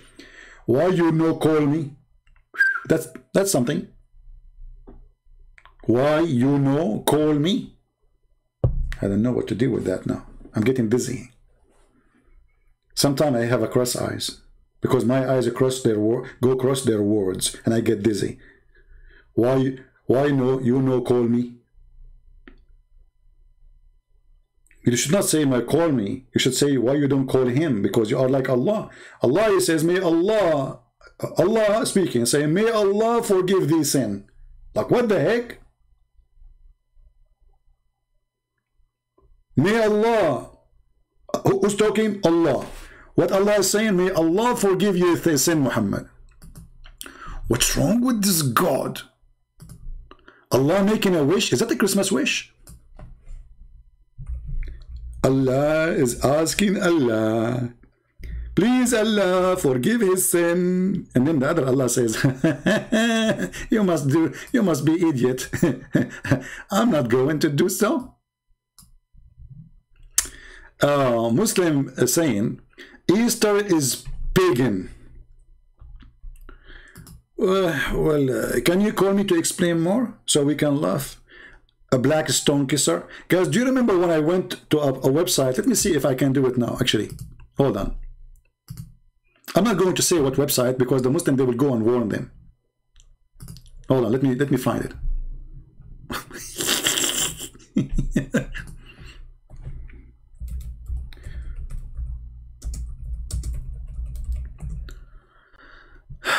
So I went to a website. Let's see, I'm trying to find it.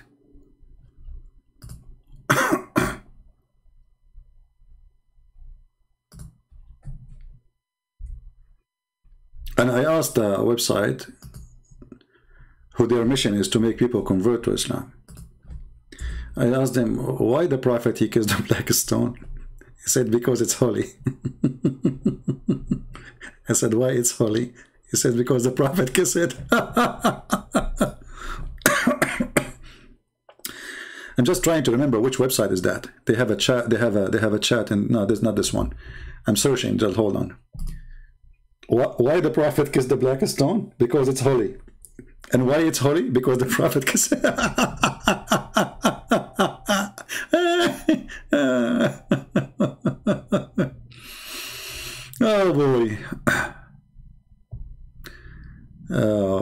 Don't tell me they closed the website. I cannot find it. Let's see.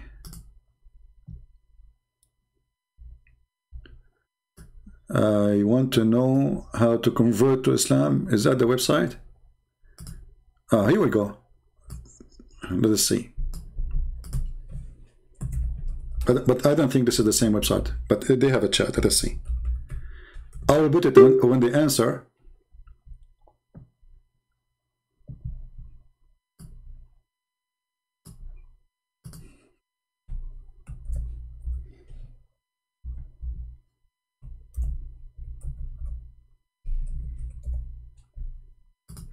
Okay, they are asking about email. We will give them whatever email.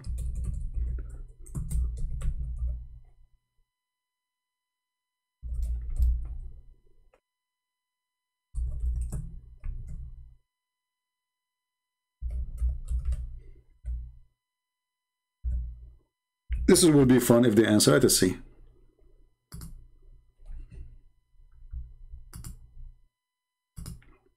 I send them a text, and now we are waiting for them to answer.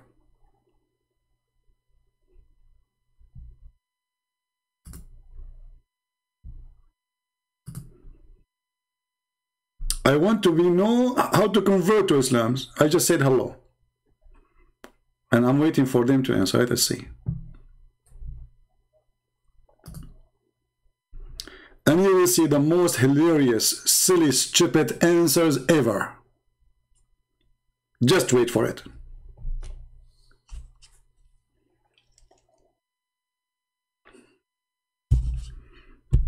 Until now, nobody is answering. And look, they are asking me for my name. I don't want to give, I mean, I have to give them the true name.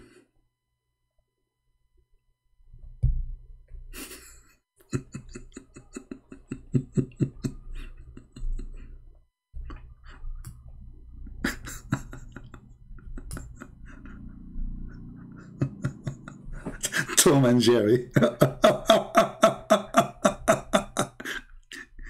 Let us text them again.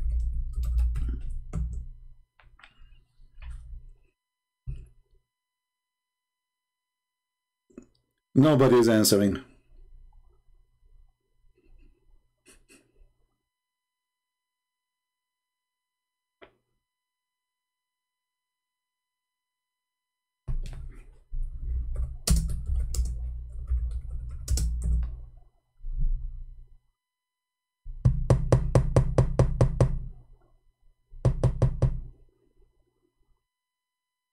Hello, you should be connected in a few minutes.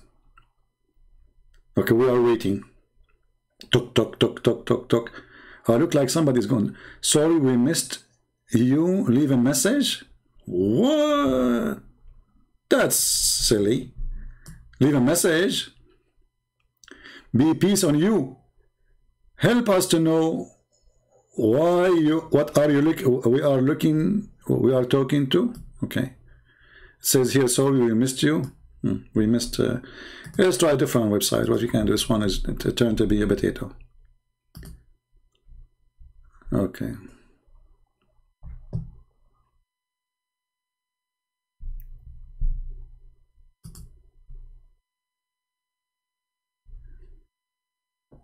I cannot find that website. I don't know.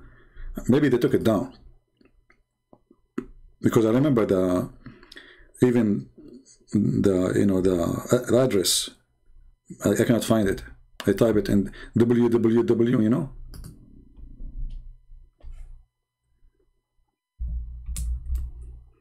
Looks like the website is taken down.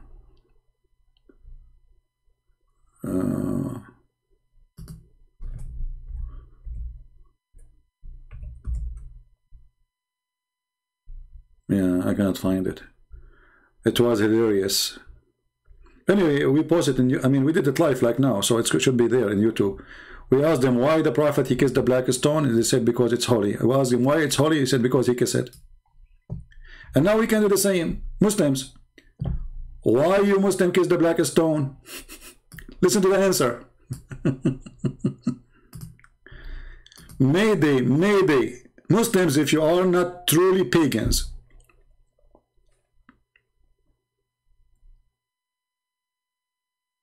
explain to us why the Prophet, he kissed the black stone, which is in the shape of a vagina. Any Muhammadan?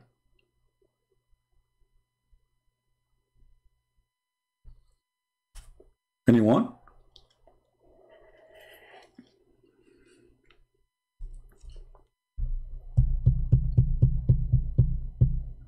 Anyone?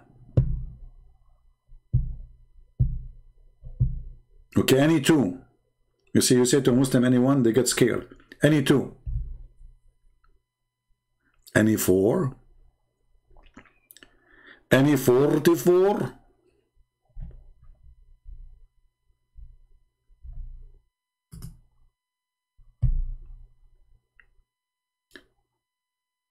By the way, if you are a person who speak different languages, my books is available in many languages, and we offer them for free in many languages. We publish my book, Deception of Allah, in Chinese. So that has really made me really feel happy, because this is the first time ever any of my books translated to Chinese. And we have Sex and Allah now in Russian. And for sure we have my books in Indonesian language, Malaysian language, Croatian, Albanian, you name it, you know, Portuguese, Spanish, blah, blah, blah, blah, etc. So, but I never thought really we will get the day to have the books translated into to Chinese, because most of people here, they are not really, you know, Chinese. But now, by the help of one of you, amazing person, I'm very grateful to have this person, we have the book translated into Chinese. So now, yeah, we have in French. So now, the secret du Prophet Allah, you know, the Prophet, sorry, the secret du Prophet, you can search it in Amazon. So, and actually the French translation is better than my book in English. I will tell you why. You know, the one who translated the French version, he speaks very professional. He's a professional, you know, person in French language. So my English book, it is good, but because English is not my first language, so it's not, you know, that high standard of English, you know what I mean? So the translation in French is so good. So the French translation is wonderful. I don't know French. This is what people told me, the one who read the book, you know. They told me the translation is really good. But the important now that we have my books reaching the whole globe. I mean, who is left? China, Indonesia. If we go right now and search in Indonesia, you see that maybe #1 video Indonesian people they watch about Islam is a Christian Prince. We made the Ustad of Indonesia's the joke of everybody. Do you know that? Muslims saying, do you know that the church played to death? Hey, my friend, don't give me a stupid statement. Your prophet, he prayed to death. He believed that death is a person. Get lost. This is why Allah will slaughter death in the day of judgment. This is how silly your God. Allah will bring death and he will slaughter him, as if death is a person. Stupidity. Hindi, you see, most of Indian people, they speak English, right? So we are able to reach to India because simply, I think #1 language is spoken in India is English. Every Indian person go to school, they don't teach in Urdu, they teach in English. So all of them are receiving, you know, the knowledge. Do we have any Abdul?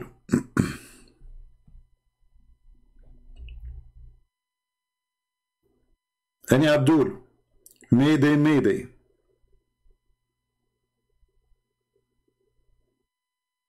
Allah, he prayed to Allah. Allah, he asked his prophet to kiss a black stone. The black stone is the right hand of Allah. The right hand of Allah, they look like a vagina. The right hand of Allah is gone. There's nothing left. There's a few little rocks. You see, actually the black stone is a clear proof that Muhammad is a fraud. Why? Because according to Muhammad, the black stone is going to witness for Muslims in the judgment day. Okay, so what the problem? The problem is nothing left of it. There's nothing left of the black stone. When the Muslim, they say to you, the black stone is holy and we kiss the black stone and they have a guard to protect the black stone, the reality is there's nothing left of that stone. There's little tiny rocks inside and it is surrounded by wax.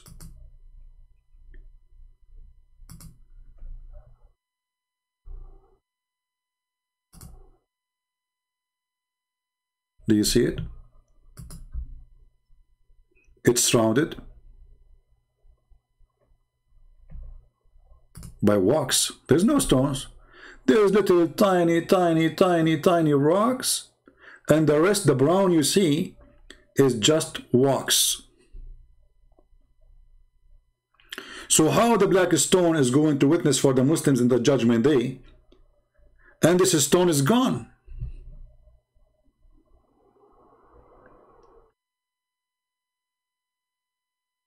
How Allah could not protect his stone, which is the important? This is the one who is going to be like part of the court system of Allah. Ask any Muslim, is it true that the Prophet said, the Prophet between two brackets, said that the black stone is going to have eyes and tongue and is going to witness to Muslims? So why nothing left?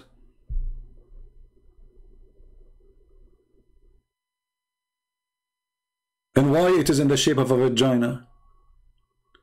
And why we have to do maintenance? You can go right now, search in YouTube, maintenance to the black stone, the Kaaba. You will see how they do maintenance. They have a guy from Pakistan. He's a professional supposedly in this business, and he walks around it with heated gun. The black stone of Allah need maintenance of a guy from Pakistan. That's why they always have a guard next to the black stone, because they might pick up the little rocks from the wax. Erdogan, he have one. Erdogan is proud that they have a little rock from the black stone in the Kaaba. Look like Erdogan when he went to the Kaaba, he put his tongue there and he grabbed one like a frog. Otherwise, how Erdogan get one? He took one of those stones. Do we have any Muslim?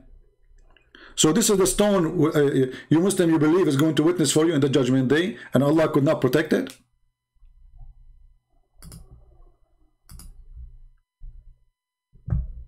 We accept all kind of colors, and I would like to see Indonesian Ustad. Those Ustad, they just make money from those poor.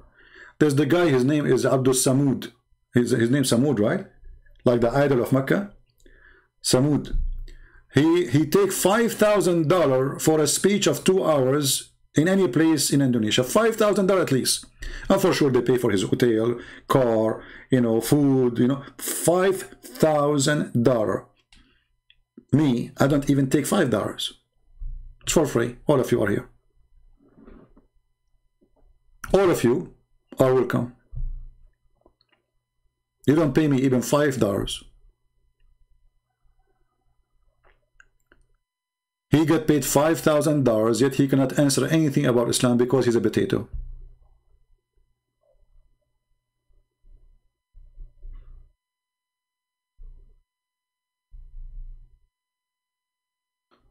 Any Abdul? The only one who tried to answer me, what's his name? I forgot. Insane or Insan? I forgot his name. The guy who died, who offered me 5 BMW. Christian Prince, I have a challenge for you, 5 BMW. Like, what the heck? I'm so glad he did not offer me 5 turtles from Indonesia. Even the offer is made in Germany. Christian Prince. Can Christian Prince answer this question? Christian Prince not only can answer the question, he can make you shish kebab, and he is the one who gave you a heart attack.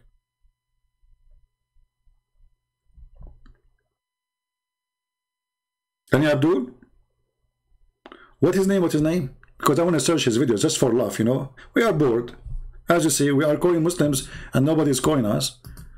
You know, where is the brave? Look, we are live on air. Nobody want to do. Nobody dare to call. Nobody dare to call. If the one who is saying who dare to call me and he is an American, he have blue eyes, he don't know anything about Islam, the Muslim will be calling him all over.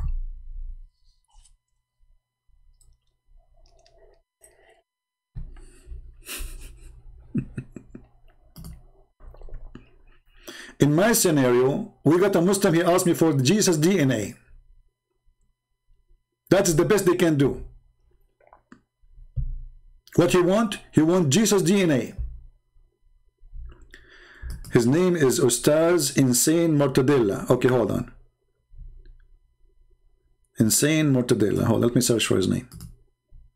His last name is Mortadella. Oh, hold on. Moko Ginetta. Moko Ginetta. Okay. All right. You know, somebody was saying Mortadella. I like Mortadella. I like Morta and Della together. Hey Della, how are you?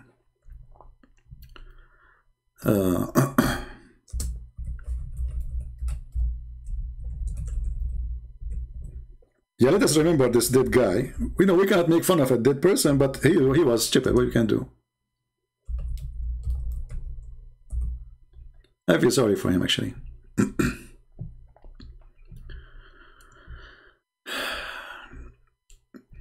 Episode number 1. Are you ready? Episode number 1.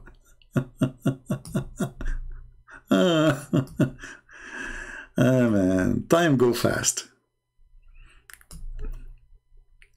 Look at this.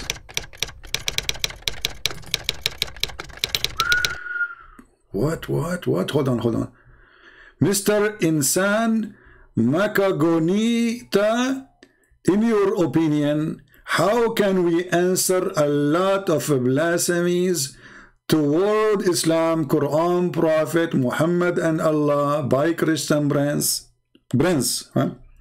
So now the Muslims, they send an email for, hey Christians, I have an idea. Why you don't send an email like this to the Ustaz? Don't say you are Christian, don't lie. Just say how you can refute this guy. Can you do that, Indonesians? Say, don't you see what this guy doing? Don't you see how many Muslims leave Islam? And don't you see how many people watching his videos?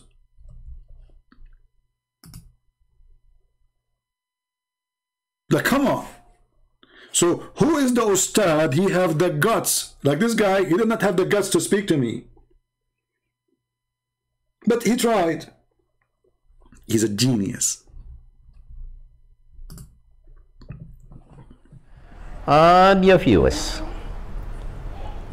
in the first episode, here are the answers from the question of all claims of Christian friends towards Islam, Quran, Prophet Muhammad SAW, and Allah Subhanahu wa Ta'ala.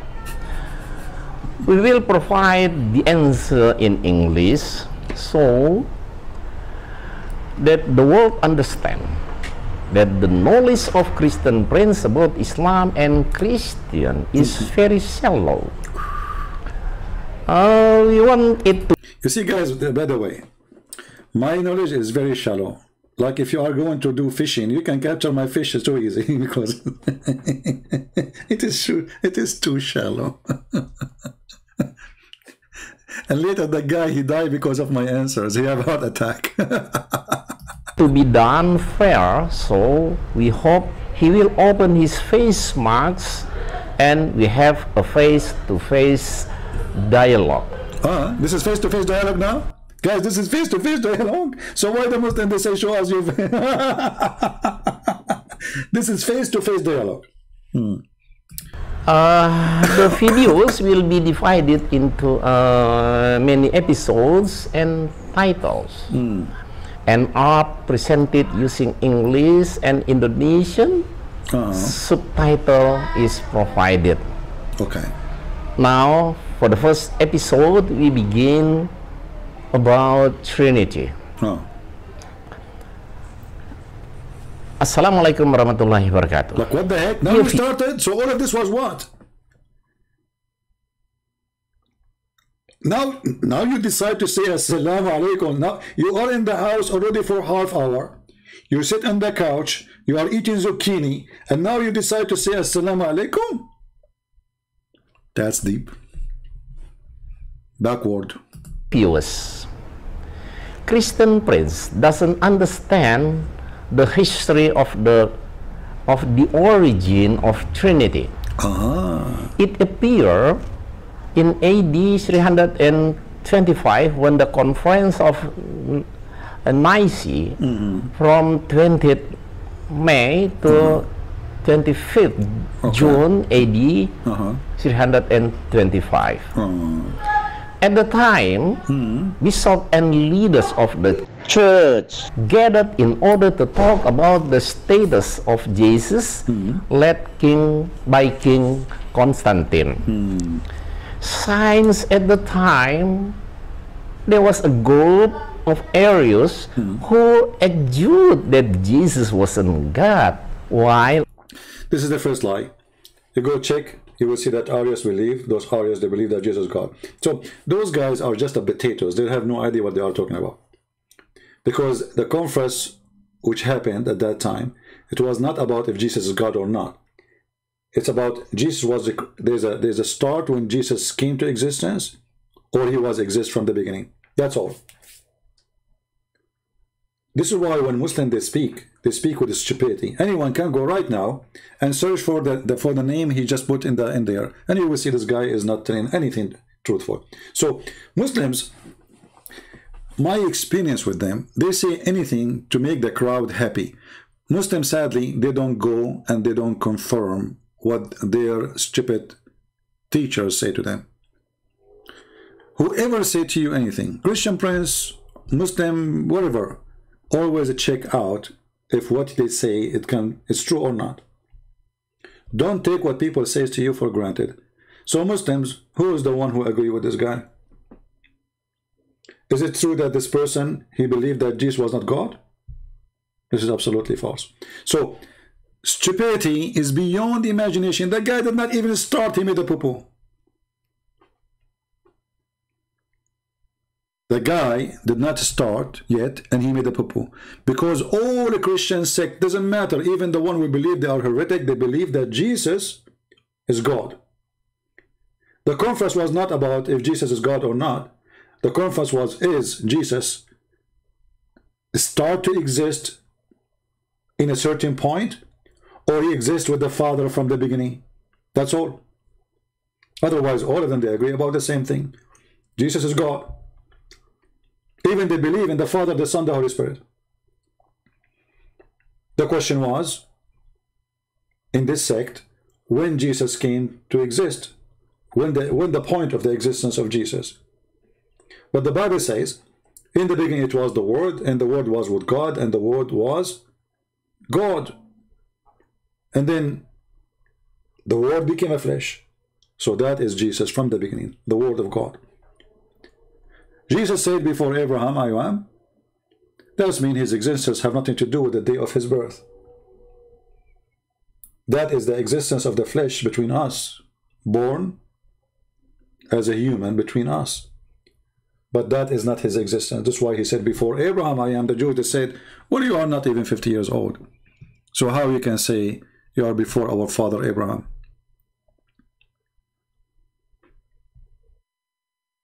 You are not even 50 years old. He said to them, truly, truly, I say to you, before Abraham I am, and Abraham, he saw my day and he rejoiced for it. So the Muslims, because they are so desperate, they have nothing to say. They come with any answer they wish, and all their answers prove them idiots. Oh, Ahmad, you don't call me. Why you don't call me, my friend? Why you don't call me? Call me to see if the Muslim is right. Who dare to do so? Who is a Muslim he dare to do so? Any Abdul? Because I can get you busted even from the Quran, you idiot. I can get you busted even from the Quran. Because the Quran not in a single place says that there is some Christian they say Jesus is not God. The Quran says the Christian they believe and the Jews believe. So how come your God even do not know about that? Hello?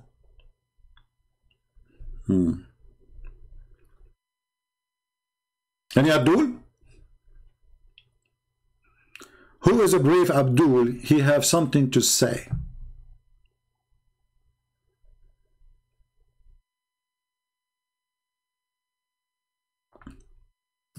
Some saying, giving the names of list, saying God has raised up CP, David Wood, Rob Christian, Osama, Dark Dog, etc., etc. My friend, some of us, sadly, they hate Muslims. You see, Mimi Hijab, nobody knows about him, but by the help of our friend David Wood, he have 500,000 subscribers. They are not debaters. Who is the one who made Uthman famous? There is some people, they don't fit for debate, and don't shy to say it. This is the truth. They want to do good, but they make the fool famous. You will notice that every single Muslim want to debate David Wood, but nobody want to come to me. That is telling you that with David they can survive, but they cannot survive with me. They are lined up to debate with David Wood, because first he will give them chance to get a lot of subscribers. Secondly, the debate will not make any difference, regardless if it was good or bad. This is the truth. This idiot, Mimi Hijab, who was nobody, he was a speaker corner boy, nobody listened to him. David Wood agreed to debate with him, he made him famous. Thank you, David. This is what happened.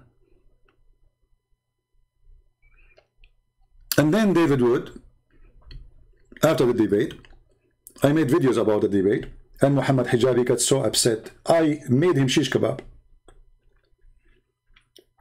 Always remember one thing, if a debate happened and I make many videos to get the Muslim busted, it's mean the one who was on the stage, he was not doing a good job. Otherwise, why want I make videos to refute the liar in the stage? Because the person who was on the stage next to him, the Christian, did not do a good job. I will give you an example. When this guy, Mimi Hijab, he said, not a single Jew believed that God have a son. Not a single Jew. Why David Wood did not say to him, you stupid idiot son of Muta? Go to the Quran. It says that the Jews believe that the person, his name is Uzair, is the son of Allah. Why you don't get the opportunity to demolish him right in the street, in the stage, immediately? Every Muslim will laugh at him. He just said, not a single Jew. And he repeat that tens of times. Not a single Jew, not a single Jew, not a single Jew.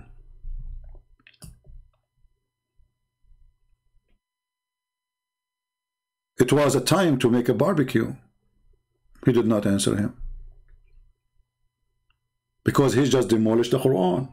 One single verse alone is enough to demolish all his statements. The Quran says that the Christian, they believe that Jesus is the son of Allah, and the Jews believe that there's a guy, his name is Uzair, not Israel, is the son of Allah. It doesn't say one Jew, it says the Jews.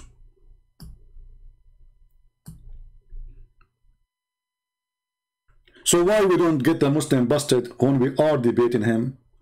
Then after we debate, we go to make videos.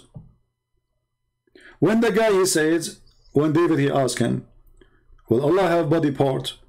And Mimi Hijab, he laugh, he make a mockery. Muslim, they start laughing too. He says, who said so?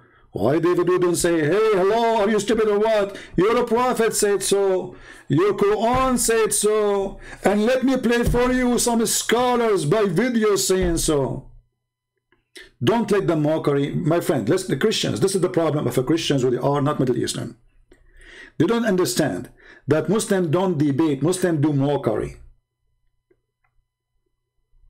So when you debate a Muslim, you prepare yourself that this person tried to make a mockery of you. He have no answer, he is a coward, he is a liar. And therefore there's no debate, there's a mockery. And the only way to deal with mockery is to wipe the floor with his face, with his own medicine.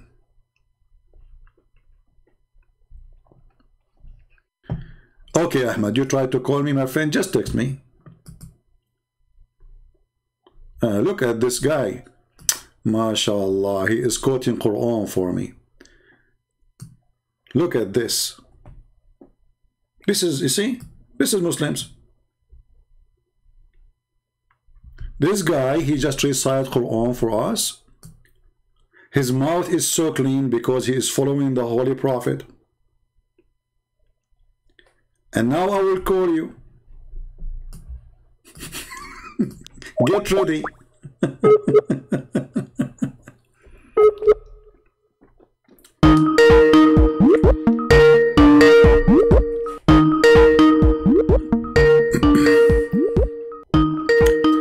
Answer, Abdul.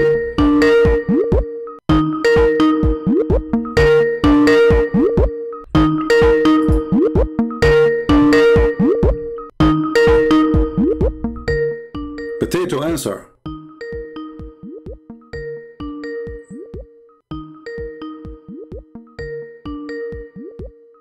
Potato.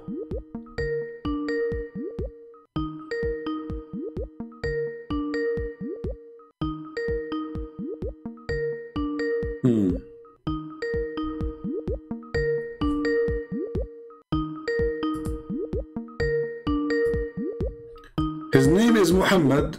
That explains why his mouth is filthy. Muhammad is unavailable. Where you go, Muhammad? Where you go? Try to clean your mouth? Your filthy mouth? Potato.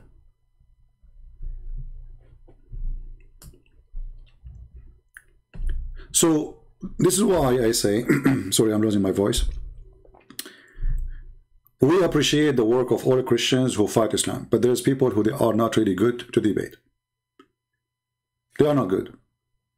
Because debate is someone who don't go after the debate, refuting what they said in the debate. You do it in the debate, not later.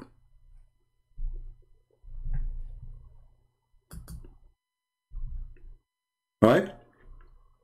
When they went to Uthman, they start talking about philosophy. What philosophy? I mean, those people, they are doing shish kebab, hummus.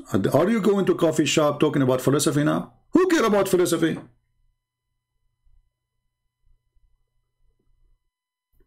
Ask about something important, debate about something important. Now it's time to philosophy. Suddenly they became philosophers.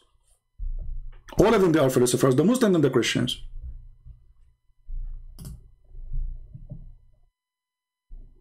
Even Mimi Hijab, he has his own website, he says, a philosopher. Mimi Hijab is a philosopher. Is it philosophy is against Islam? Philosophy is against Islam, but all of them are philosophers. So we support those Christians, whatever their names, including David Wood. He is, he is a wonderful person, by the way. But I say that they did not learn yet that debating with Muslims is not a debate, because you cannot debate a liar. You have to corner a liar. A debate is something can happen between two decent, honest people. Do you agree, people? If the other person who is speaking to me is not decent, he can give me any answer he wants. So do your God Allah have hands? Who said so? A decent Muslim, if they are exist, he would say, yes, the Prophet says so. I agree. There's a video of Fifi, go watch it. And he was debating with a Muslim, speaking to him, well, you cannot call us kuffar because we believe Allah have hands. Because the Quran says so. So Fifi say, yes, Allah have hands. Muhammad, you say no. Who's of them is lying? So when you go to debate with a Muslim, you prepare yourself that you are going to speak to a taqiyya, loading software. Taqiyya means we can lie to Christians, we can lie to Jews, we can lie to everybody when it's come to our religion. There's no debate. And this is what I do here. I'm not debating Muslims. I corner their lies. Just yesterday, remember, we have a Muslim, he called me, he's a nice person. He started doing duct tape, duct tape, duct tape, duct tape. Anything we show him, he say, yeah, this is bad. But I think this is not true. It's not, the Prophet did not say that. Even the verse in the Quran, he says, I think this is not from the Quran, really, somebody put it there. Duct tape. So we should remember always.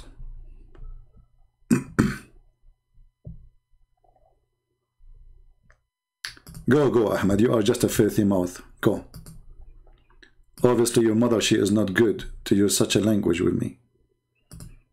I think you are born from muta. Don't come here. Go clean your mouth first.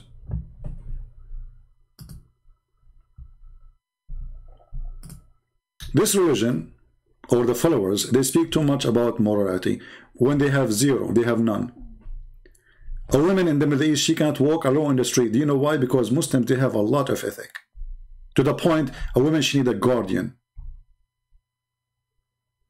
Do you see how much ethic? Not a single window in the Middle East does not have bars. Do you know why? Because there's no thieves there.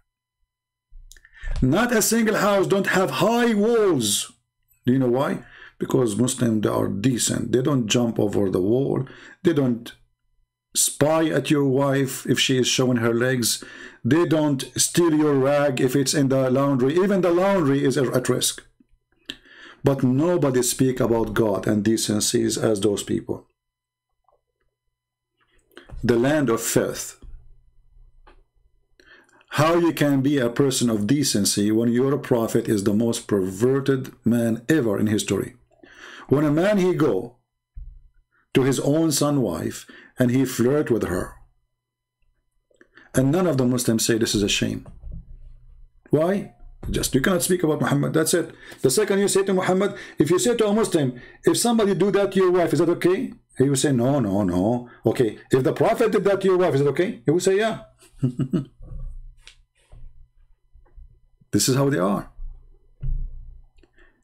They are under the terrorism of Islam. Nobody dare to question the faith of Muhammad, but we do.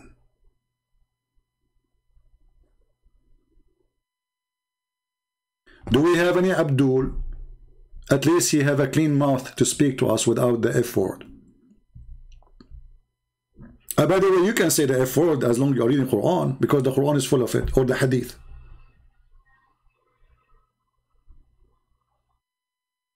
Any Muhammadan?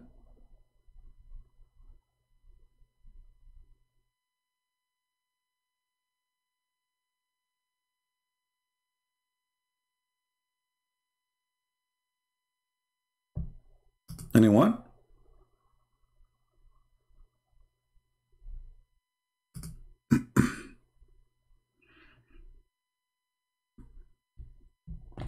I challenge you Muslims about anything you believe in.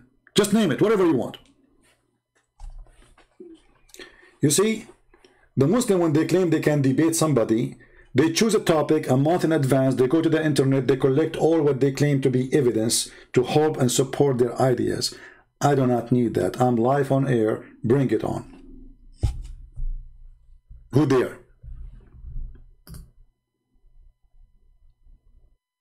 You have zero knowledge in your cult. And this is why you are afraid.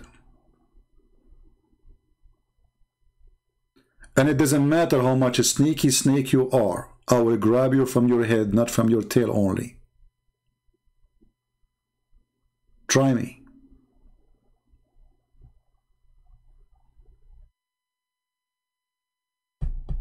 Any Abdul? Open it challenge. Open challenge. We have a Muslim, his name is Abraham. Abraham, how are you doing, my friend? Why you don't give me a text? I will call you. I like to hear your opinion about your religion. What do you think, Mr. Abraham?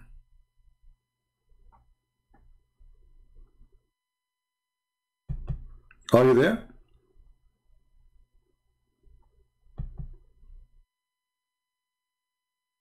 They are heroes in the chat. They are zero to call me.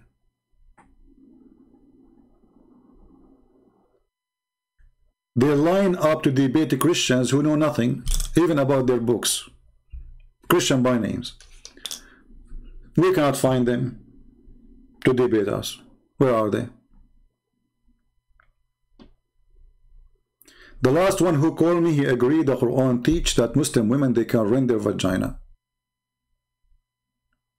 They agree. All of you heard it today. He said, what's the problem?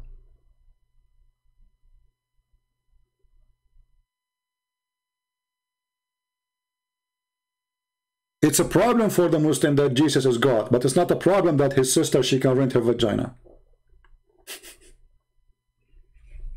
Do you see the madness of this stupid religion? How awkward it is?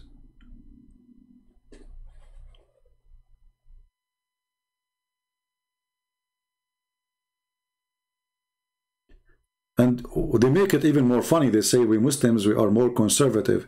So they are conservative, but Muslim women, she can give her breast to a stranger to suckle it. And then the Muslim today, they try to find a solution for this. They say, oh, no, it does not mean to suckle her. It's mean to drink her milk. Why, you think your wife, she have a boobs with faucet? In Arabic, it says, suckle him. She did not say, Muhammad did not say, give him milk from your breast. And even this is your Mimi hijab going around saying to a Muslim sheikh, can I suck your wife tits? Isn't this is a clear evidence that Muhammad is mentally ill?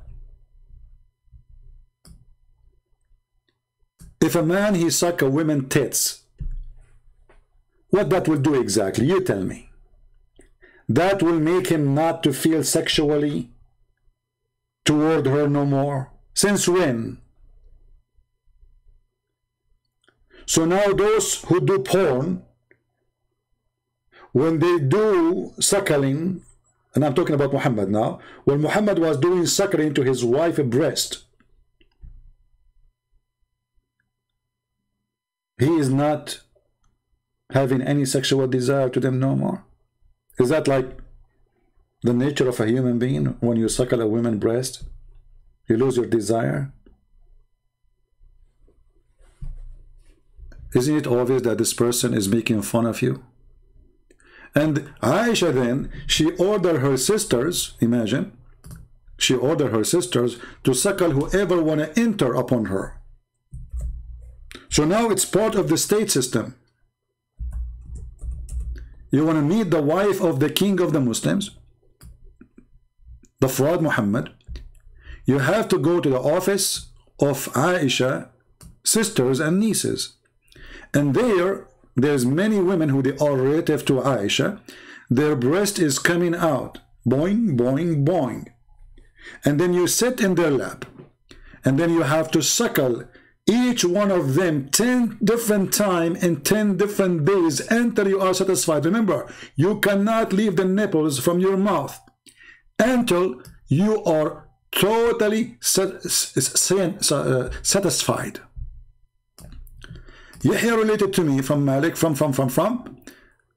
says that Aisha, the wife of the Prophet, may Allah please with her, bless her, please him, and grant him peace, admitted those whom her sister and the daughters of her brother had nursed, and she did not admit those who were nursed by the wives of her brothers. Look, the whole Muslim tribe is nursing everybody.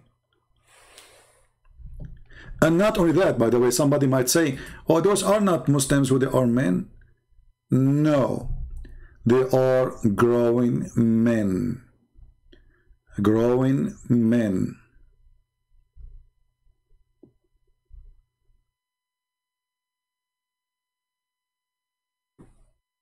And there's tons of hadith about it.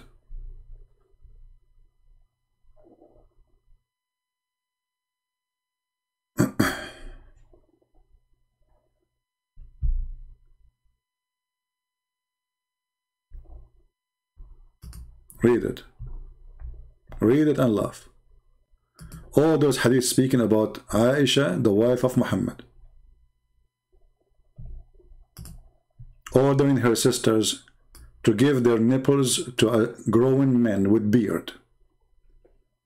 And the purpose and the logic is to meet with Aisha. So this is a story here of a man. He wanted to meet with Aisha, but the sister of Aisha, she was able to suckle him only 3 times. So he could not do it. He got ill because he was not able to suckle the sister of Aisha 10 times. So imagine today,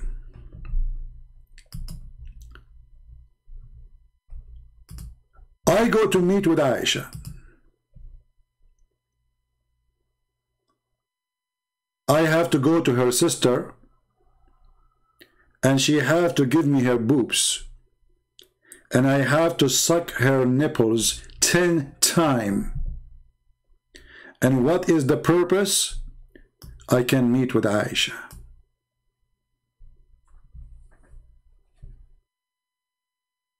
Somebody saying, didn't some women pour perfume on the feet of Jesus? This is suckling now for you. Look at this. Guys, just show you the stupidity of those Abduls. If a woman, she pours some perfume on Jesus' feet, it's the same as women suckling. Adult man. This is the same for the Abdul. Look at this. Look at this. I mean, how far stupidity can go? How far?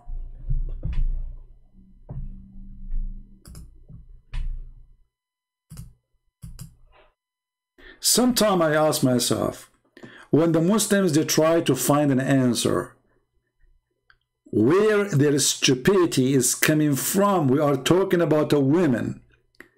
She gave her chest to a grown man with beard. He is not her, I mean, even if it's her son, which mother she will give her breast to her son, even if he is her son, he is her son. She will give her breast to someone, her son is 30 years old. No woman will do that. And no son will accept such a thing. Your prophet is a perverted man. And now the man, he suckled Aisha's sister 10 times, let us say. He's not going to sleep with Aisha no more. Oh, because he slept already, he have enough from Kulthum. Did he have orgasm from Kulthum, so he do not need Aisha now? And why 10 times? What about 9? What 10 times will do?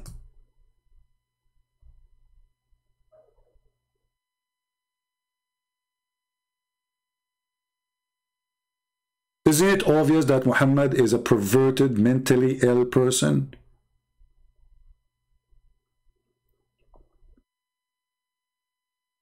This is God.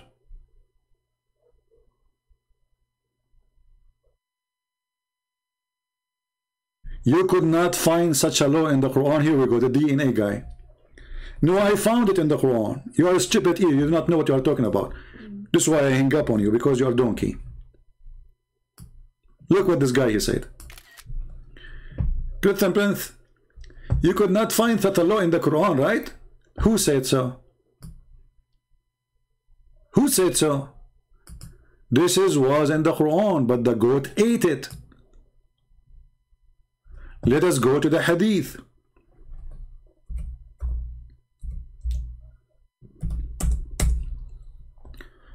While Muhammad dead, he just died, according to Aisha, a female goat from YouTube, her name is Mimi Hijab.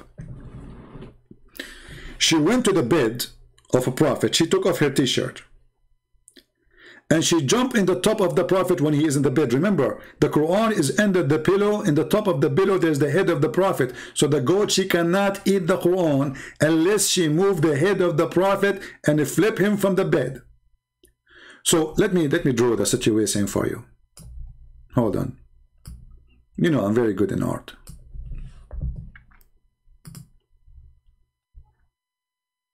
You cannot live without my art. Just face it.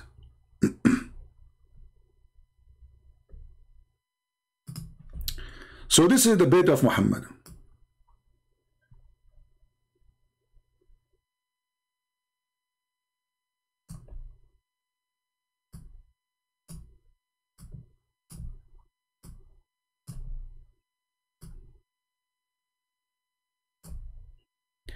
And this is Muhammad.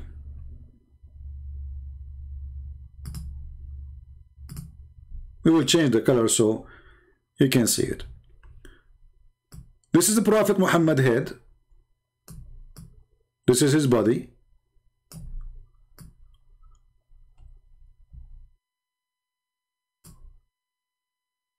This is his feet. The Quran is under the pillow. Here. Behind. So the goat, she cannot eat it, because the head is already on the top of the pillow and the pillow in the top of the Quran. Okay, so now how the goat, she will be able to eat the Quran? The answer is very simple. The goat, she jump on the top of the prophet. Let's make it a different color. Hold on. Let us use something blue. Oh, this is a blue. Blue is not showing really good here. We need different background. Let us make it a green maybe. So this is the goat in the top of the prophet.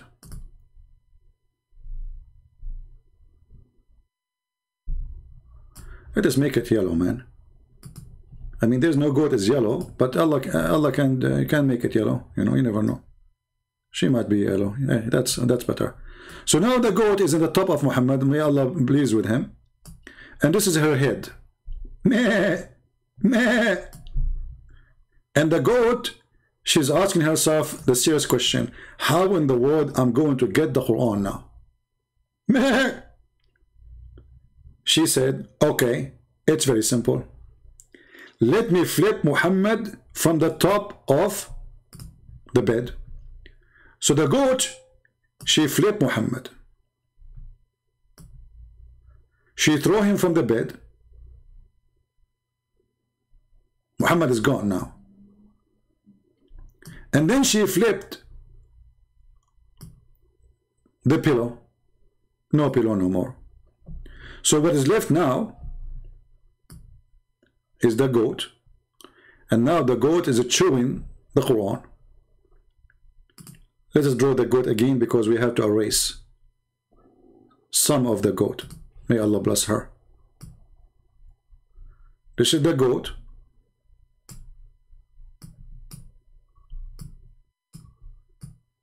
I know that my drawing is the best. I understand, you know, I'm born this way. What I can do? I mean, I cannot stop my skills.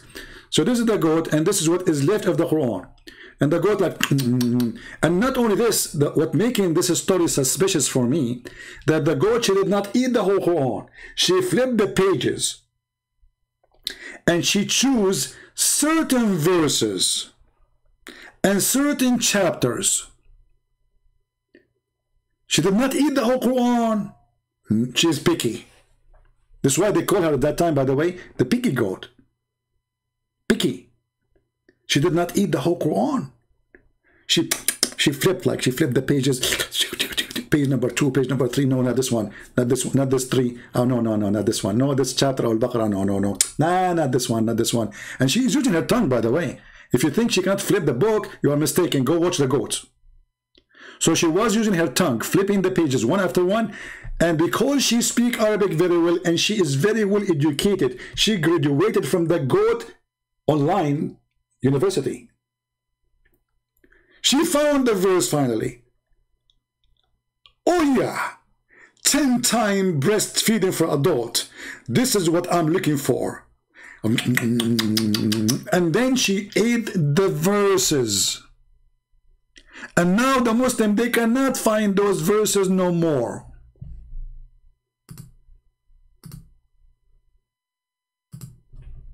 This is a religion.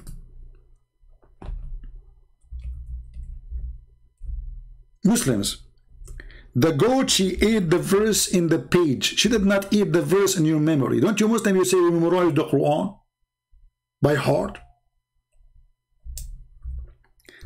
Did the goat eat your memory too?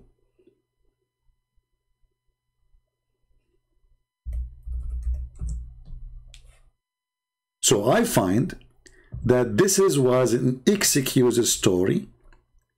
So the Muslim Sunni, they will delete the verses from the Quran because obviously they are ashamed of such teaching. So what we will do, let us blame the goat. But who is the naive in the world when I believe in such a garbage story?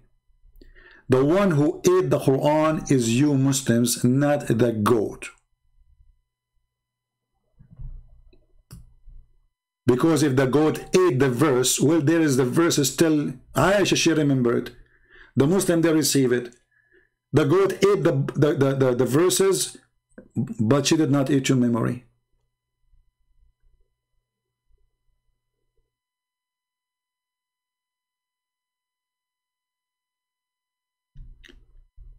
The problem is Muslims who they are ashamed of their cult. They are so desperate to find an excuse.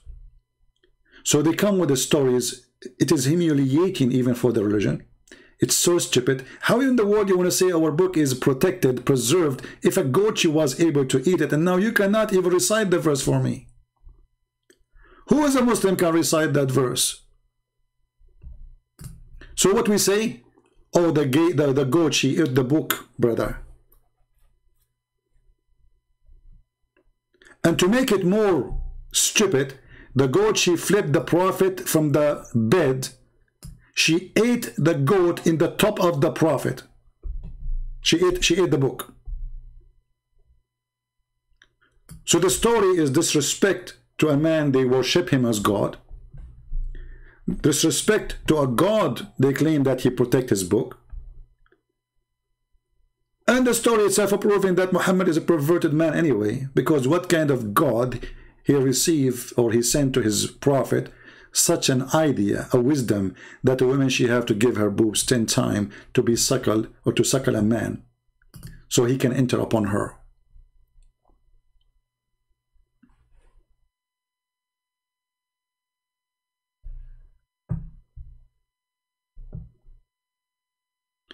If anything was lost, it's built in mathematical protection. Did you calculate the verse of a 10-time breastfeeding? Mathematical protection. The mathematical protection Muslim they claim about is based on number 19. And this thing we can defeat in 2 seconds. You go to chapter number 1, verse number 1, you calculate the letters, you will see they are not 19. They are even 24, 25 at least. There we go. I change any Muslim to call me right now and we can calculate the numbers. Oh, we can calculate the letters right now and you will see it's a fraud. Even the Muslim, by the way, they say 19, chapter 19 miracle is a fraud. And the one who came with it, by the way, the Muslims killed him. Because even in order to make what he called 19 happen, he have to delete, not only wrongly to calculate the numbers, he have to delete verses and words from the Quran. That's why they killed him. The guy was killed in Arizona. And not only that, he claimed to be a messenger of Allah too. I never used the first verse. No, you have to, because this is the calculation based on verse number 1, Al-Basmala. because all the division is based on number 19 in the Basmala. Yeah. You can open the website of the guy who come with this miracle, you will see it. The first verse he mentioned is this one. Bismillah ar-Rahman ar-Rahim. It's not 19. Do we have any Abdul? Chapter 79, verse number 30, does it say earth shake? No, my friend, nowhere it says that. Actually, all Muslim translations never say that. This is a fraud. This is a Muslim kid. He is like 21 years old. He was trying to refute me. He made a video saying that the word ha mean the shape of the egg. And then even Zakir Naik, he took it from the kid. But if you go right now, you will read any Islamic interpretation or even translation, you will not find any of them saying the word shape of the egg. Because there's no such a thing. The ha is the opposite, it's flat. He made it flat. You can go right now to the dictionary and you will see. This is why all interpretations saying he made it flat. The scholars who they are Muslims who speak Arabic very well and they are Arab, why they don't say what they are saying shape of an egg? Nobody says that. So this is the verse in the Quran. Open. Here we go. This is the website, chapter 79. And the earth after that he made it flat. Not only he spread, he made it flat. This is what the ha mean. The ha is, you see, like when your mother, she is making a pizza. She make the dough, and then there's a piece of wood. She push it in the top, round wood. She push it in the top of the dough, and she make the dough flat. That is what the ha mean. You can open the dictionary right now, and you will see. Here we go. This is the word. This is the word. You can copy it and take it to any Arabic dictionary right away. They lie. They lie. This is why if we go right now and we say, okay, let us see what the Muslims they say about this. Do they say this is the ha mean he made it egg shape? Nobody says that. This is a joke. Look, this is the official government website of the Kingdom of Jordan. This is the chapter 79.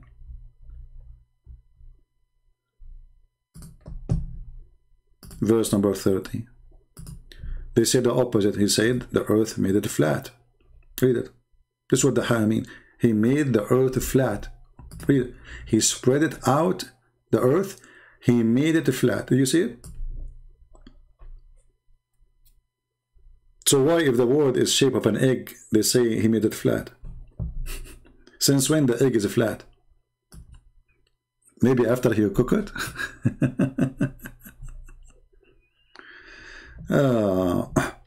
Your book says the edges of the earth. Okay, Armin, call me to talk about this verse. You want to call you? Mr. DNA? Do you like me to call you? I don't know actually if I block you because you're stupid. I think I blocked you. But just to show you how stupid you are. Your book says the edge of the earth. I want you to say in front of everybody that whoever says such a thing is stupid. Say it. Is that fair, guys? It's a challenge. I want you to say whoever says the earth has edges, he's stupid. I'm waiting for you. Armin.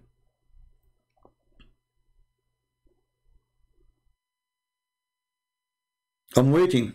Say, whoever say the earth have edges is stupid. Just say it.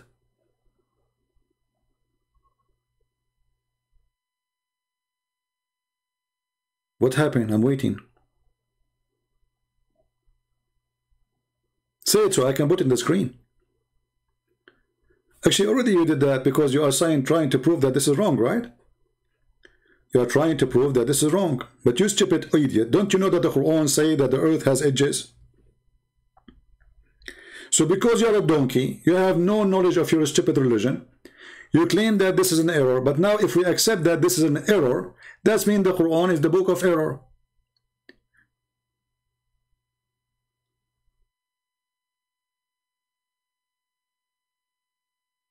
Let's go to the Quran. We will ask you, Mr. Abu. Text me in Skype, Mr. Abu, so I can call you and you can tell me about your question, and we can enjoy your genius knowledge. This is the Quran, using the same word in the Bible. The same exact word. أولم يروا أن إن نأتي الأرض ننقصها من أطرافها, the edges of the earth. Chapter 13 verse number 41. Chapter 21 verse number 44.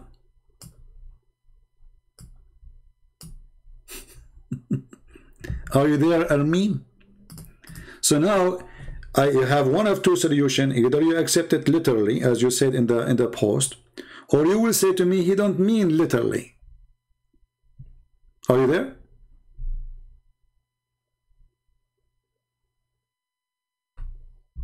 Are you there?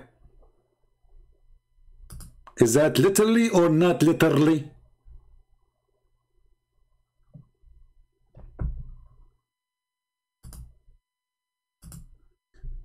Any Abdul,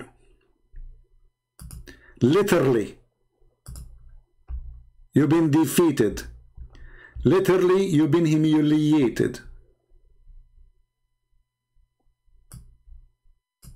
Don't forget to ignore what is between the bracket, because you are the one who taught me to ignore what is between the brackets.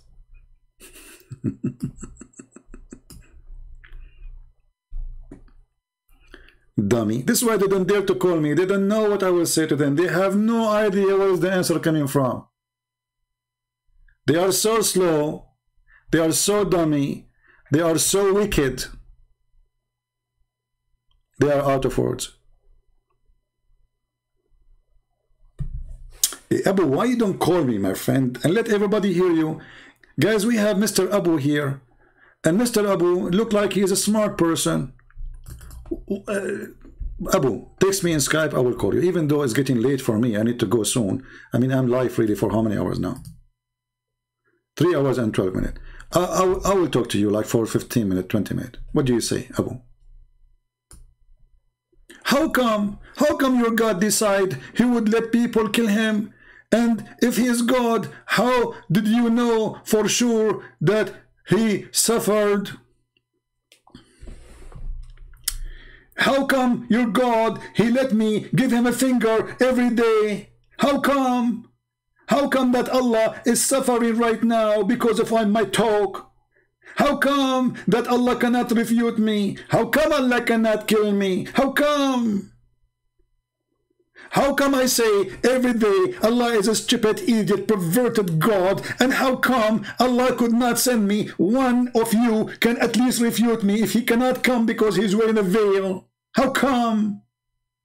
Is Allah suffering because of my words? Or he is mute and deaf? He hear nothing, he see nothing. How come? How come your God, he gave you verses of 10 times breastfeeding for adult? Did you do it before you call me? Or you will do it after you call me? How come? When a person he say how come, I mean your religion have no come at all. Even your prophet he never come. And here we go, this is the hadith. The Prophet Muhammad, he never been able to have sex with his wife, and his wife, she never have come.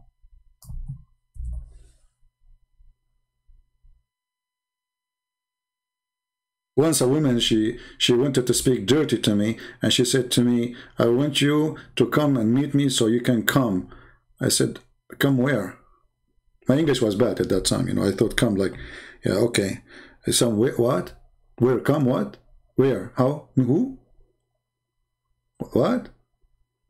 Here we go.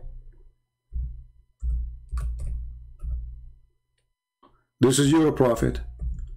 And his wife, she witnessed that her husband never, ever made her come.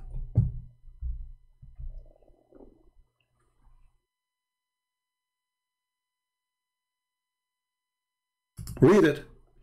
The wife of the prophet, she said to the prophet, her husband, do women even have this charge? How come? How come the prophet have the power of 40 men and boom boom, yet he could not make his wife come? Are you there? Mr. Come? The wife of the prophet, she is saying, look, what the heck? Women, they have this charge? So what Muhammad was doing in the bed? He was cleaning the lice from the hair of his wife and her pubic area. As you see, this is the wife of the prophet, first-hand witness. Muhammad never made her come. So Mr. Abdul, how come? Are you there?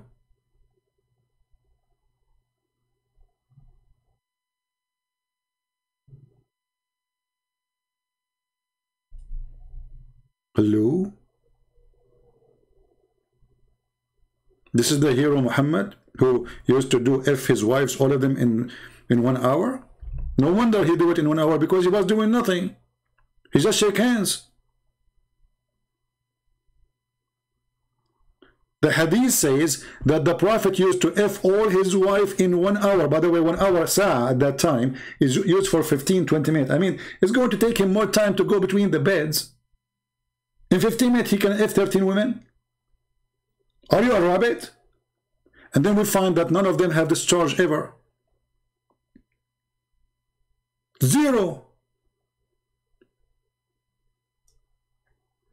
Imagine how embarrassing that a man, he speak about how powerful he is in bed, and then the wife, she speak about a woman, she ask him about, she come and she saw a liquid, should she wash it or not? Look at the questions, look at the clinic, look at the prophet, he's a specialist in vagina. And then the wife, she said, what? Women, they have this charge, looking at the husband. The wife, she is looking at her husband saying, what the heck? I married an idiot. He don't even know how to make a woman come.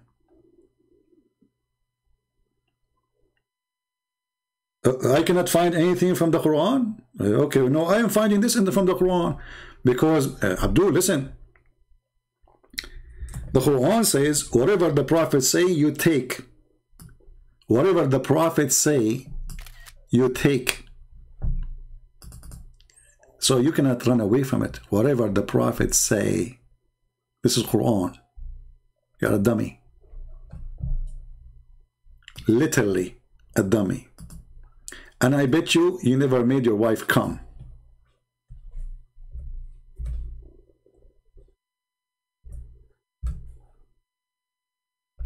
Excuse me.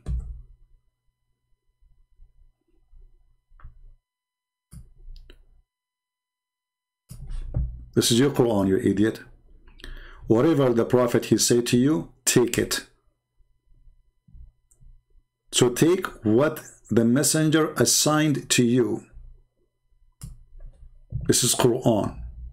So any Muslim, he tried to save his ass by denying the prophet words. It doesn't work. It doesn't. You have to come. The prophet who never come, and his wife never come, and that explains why he never had kids, because obviously he never did it. Even the hadith says that the prophet, he was having sex with the wrong object. He never did it with the wives. And the question is, can we receive some DNA to prove that Muhammad ever had come? Aisha, she said, once the prophet was bewitched, so that began to imagine that he had done a thing. In fact, he did not. Including what? Including he come. Including what? Including he had sex with his wives. He did not. Aisha, actually, she made it even more clear. She said, the Prophet continues to such and such and such a period of time.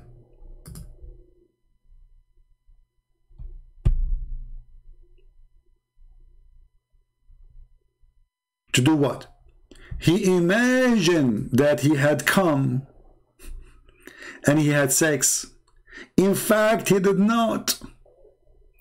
So the question now to the Abdul, Muhammad was having sex with who and where? If it's not the wife,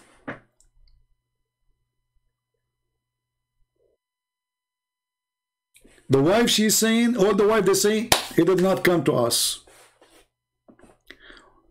Muhammad was doing it where? There's a cousin of mine, he is very heavy sleeping person. So once he went to the bathroom, sorry, he wanted to go to the bathroom at night. So he did it in the bathroom, you know, and he came back supposedly.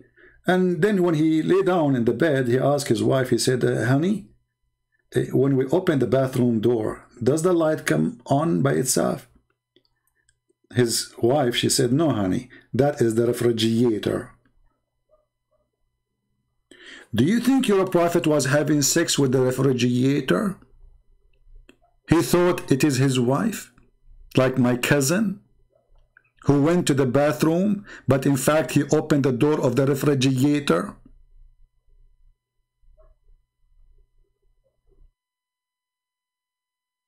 This is a prophet of God.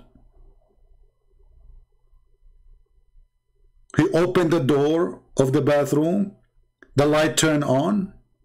He did it there. He come back. He remember like, oops, since when we opened the door of the bathroom, the light turned on. Huh. So now he want to confirm it. Honey, when we go to the bathroom and we open the door, do the light turn on by itself? The wife, she's smart. She said, Abdul, listen, that happened only when you opened the door of the refrigerator, which means you pissed there. So your prophet was pissing where? How come? See what happened when you use one word to Christian Prince, he opened a topic about it. You just said how come. And look what happened, a disaster. Just from saying how come, I can make a book about it. All what you said, how come? The rest is mine. Once I made a challenge to Muslims, this is a long time ago. I said, say 3 words, just say 3 words, and I will make your prophet busted from those 3 words. So the guy, he decided to make it impossible. So he typed the word microwave. And now how in the world the Christian Prince will come with something against Muhammad? I mean, come on. I just said microwave. I said, are you sure that this is the word you choose? He said, I'm very sure. I said, are you sure? He said, yes, I'm very sure, okay? And then I got him this. Here we go. You have the microwave of Allah. The Prophet, he promised every Muslim that he will be a female and he will carry a baby and he will deliver the baby in less than 15 minutes. That is the fastest cooking microwave of babies.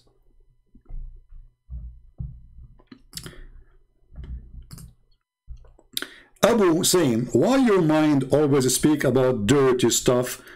Thank you, because my mind is full of Quran. It is you, Quran, keep speaking about dirty stuff. What kind of a prophet, a woman, she come to him, telling him what happened between her legs, and that she was masturbating, and she's asking now the prophet, shall I wash it? You have it last night, and now you are coming, and still wet there. And who is going to help you? The guy was sent by Allah. So Muhammad was sent by Allah to clean vagina, not to clean the earth from filth. Muhammad is a vagina specialist. Women do not know if they need to wash the vagina or not before Muhammad. Muhammad is the one who gave them the answer. Muhammad did not question her, saying to her, shame on you to masturbate. Imagine a different guy. He was worried about her vagina being washed or not. The woman, she said clearly, she was masturbating, imagining things. Tahtalim. What Muhammad is worried about? Okay, now I think, let me see. Okay, no, this is disgusting. No, don't put you. panty up. I thought it's look good. Don't it looks scary. Aisha, the one Aisha have is a lot better. No. Put your skirt again. Okay. So, okay, you go now, and you wash it, okay? This is a prophet of God. So, who is the one is obsessed with those things? It's your books. So when we quote to Muslims what is written in their books, they say we are obsessed with what is written in their books, which is filthy. Who is the one who promised you endless penis? So you blame me for quoting your prophet? Who is the prophet? He says, when you go to heaven, you do boom boom, dahman dahman, which means, do you understand? I'm not going to describe more because it's very filthy. He swear by Allah. He says, when you do boom boom, you do with dahman dahman. Who is the filthy? Where is God? Where is the teaching of God? But we have to be honest. I don't talk about the filth of Muhammad always. Sometimes I go to something very nice and comedy. Like as an example, not limited, this.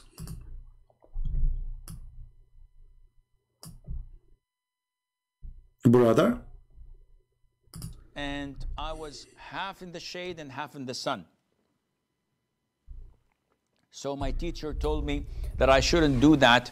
When I asked for the reason, he said, because this is where shaitan sits.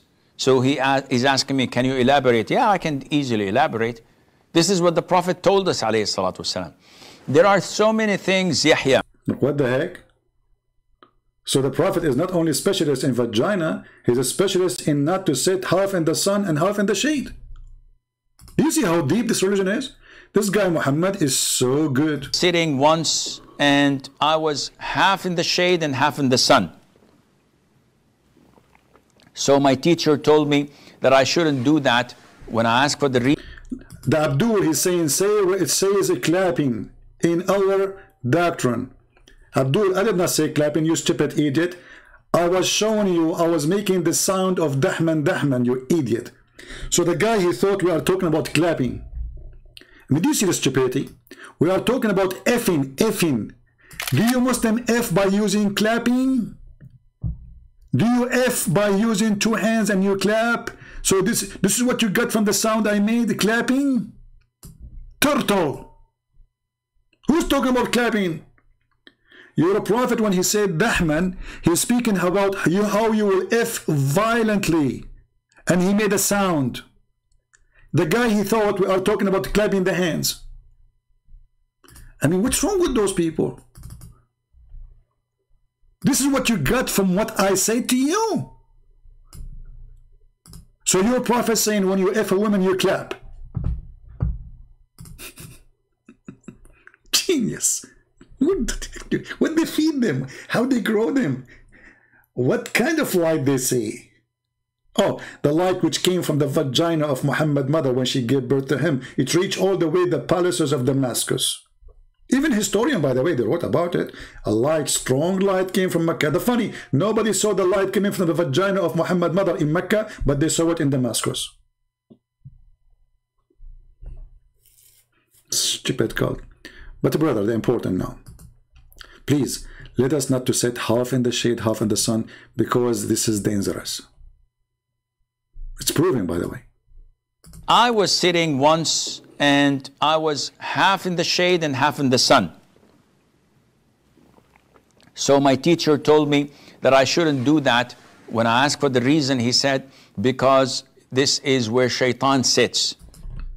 True. That's it. We cannot sit where shaitan sit. Okay, what if shaitan, he sat in the shade always? We cannot sit in the shade?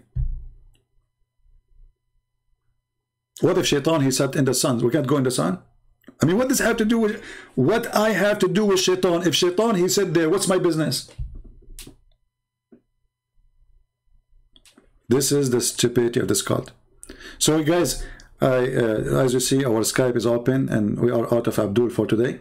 Sadly, you know, we consumed all of them. You know, yeah, the goat ate every single Abdul left in the chapter of breastfeeding for adult, alhamdulillah. And remember, brother, the Quran is preserved, all right? Doesn't matter how many goats they ate the Quran, still the Quran is preserved. And you know, this goat, by the way, we accuse this goat was sent by the Jews. She was a Jewish goat, and she was trained, you know, like you see them in the circus, right? You see the circus, they teach even lions how to jump, and you know, even a bird talk. So why they will not teach the goat? The goat are smart. So, and the goat, they like to eat books. It's very known. So the Jews, they took the goat to their school, and they taught the goat, you go to the bedroom, you know, they make a bedroom like the bed of Muhammad, and you know, and they made a, you know, and they put a Jewish guy, he looked like Muhammad, and then they taught the goat every day to jump on the bed and look under the pillow, and then she, you know, and they even teach her which page to look for, and they ate those verses specifically, and she ate them, and now we don't have them because of the Jewish. However, brother, the Quran is preserved, and this goat now is wanted, and sooner or later we are going to find it. I promise you. We have more than 1 billion Muslims looking for the goat who ate the Quran. If you think, goat, that you can escape what is coming, I say to you, you are wrong. We will find you. We will open your belly, and we will take our Quran holy from inside your belly. Our Quran is preserved, Mrs. Goat. And now every Muslim, single Muslim in the world is looking for you. But please, don't sit half in the shade and half in the sun, because if you do so, we cannot get close to you. For this is not a permissible for Muslims. And I was half in the shade and half in the sun. Drink, yeah, drink. So my teacher told me that I shouldn't do that. When I asked for the reason, he said, because this is where shaitan sits. That's it. So he's asking me, can you elaborate? Yeah, I can easily elaborate. I can easily. This is what the Prophet told us. That's it. That's what the Prophet told us. I mean, what do you want more? What's wrong with people?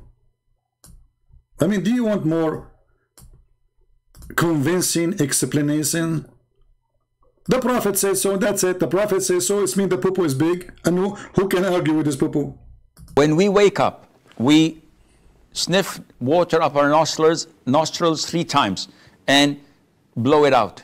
Why? Why? The Prophet tells us because Satan or the devil sleeps over our nostrils. True. Did you see that? No. But what do you mean? So are you saying we did not see it? You're a liar. I have witnesses. I have true witnesses. Once I was sleeping, I was a kid at that time, you know, I was just like, you know, I think I was like 92, 91, you know. Anyway, so I was asleep, and then my grandmother, she is like 500 years old. She came to the room to cover me, because always I don't like to cover myself. So she liked to take care of me, and then she saw 2 shoes coming from my nose. Actually 4 shoes, to be honest with you, because there was 2 shaitan. I have 2 holes, 2 bedrooms. So, but at that time, what happened, there was no cameras.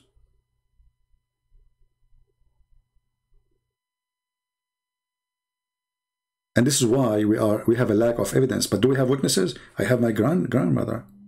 You know, once, just to show you the Muslims how desperate they are, once I went to a Muslim room, a huge chat room. And those Muslims, just say to them, somebody convert to Islam, they go crazy. So I type in the chat, I said, guys, did you hear the news? The Pope, the 3rd wife of the Pope, and his mother, who died last year, they converted to Islam today. Listen carefully. And I posted again, guys, did you hear the news? The 3rd wife of the Pope and his mother, who died last year, they converted to Islam today. The admin who was holding the microphone, he said, stop, stop, stop, brother, sister, stop, Allahu Akbar, Allahu Akbar, Allahu Akbar. Do you see the good news? Amazing, brother. The 3rd wife of the Pope and his mother, who died last year, they converted to Islam today. Please, brothers and sisters, please invite your friends. Allahu Akbar, Allahu Akbar, Allahu Akbar. And the chat room went so crazy. The chat room already have like 900 people, you know, inside it. And they want so not. Takbir, Allahu Akbar, Takbir, Allahu Akbar. And then they want to give me the microphone to tell the news. But then one of them, he noticed, he said, oh, brother, stop. This guy is making fun of us. He said, the 3rd wife of the Pope and his mother who died last year. What's wrong with you? Finally, they noticed, after 5 minutes of bragging like a puppy, Allahu Akbar, Allahu Akbar. Idiot. The third wife of the Pope and his mother, who died last year, they don't have a brain.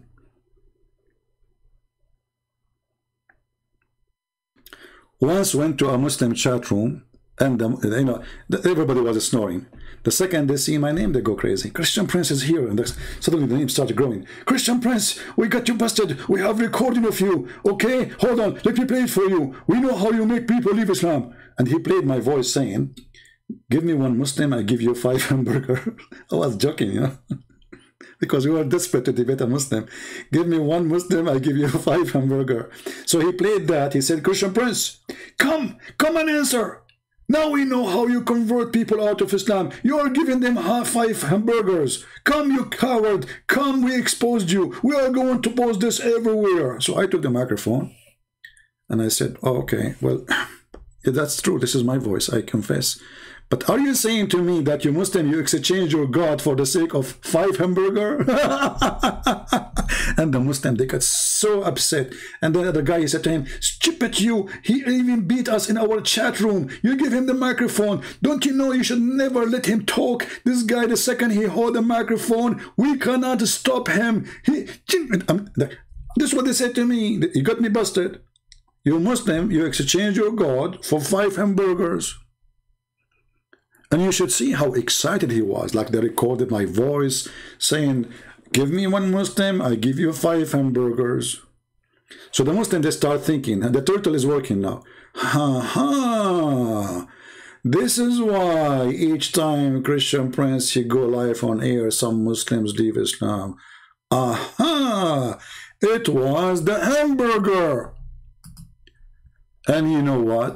Let us be honest here. Who can resist hamburger? Nobody. Can you?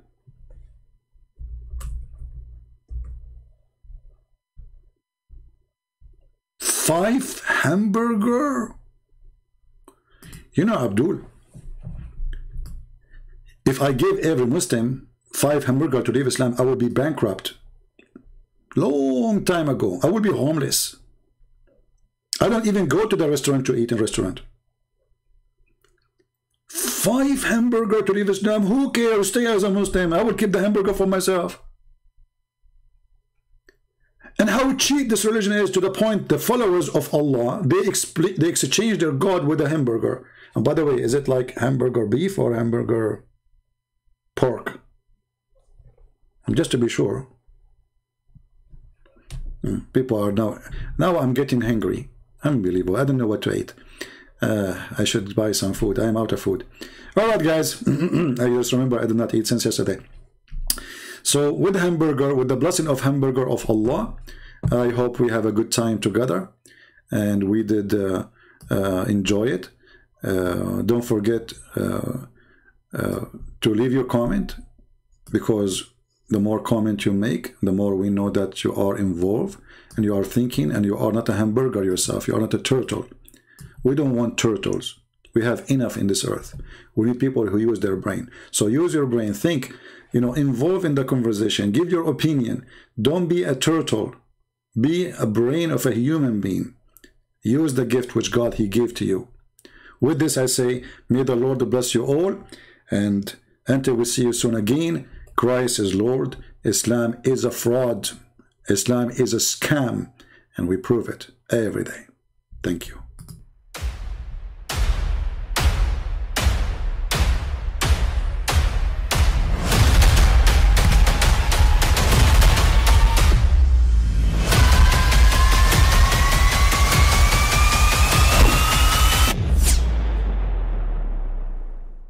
But I mean, again, he doesn't know who Gabriel is, right?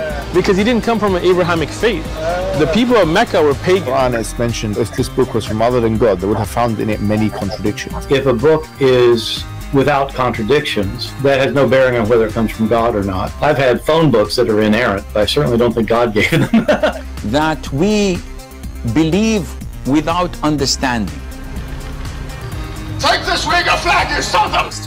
That the standard narrative has holes in it. The Prophet tells us because Satan or the devil sleeps over our nostrils. Those who oversleep and not pray Fajr on time, Satan urinates in their ears. I really do think Jesus was crucified and that he really was dead and buried. He thought that he was a son of God in the sense that he was specially chosen by God. I think Jesus really did think he was going to be the Messiah, the future king of Israel. I mean, that is, after all, why they crucified him.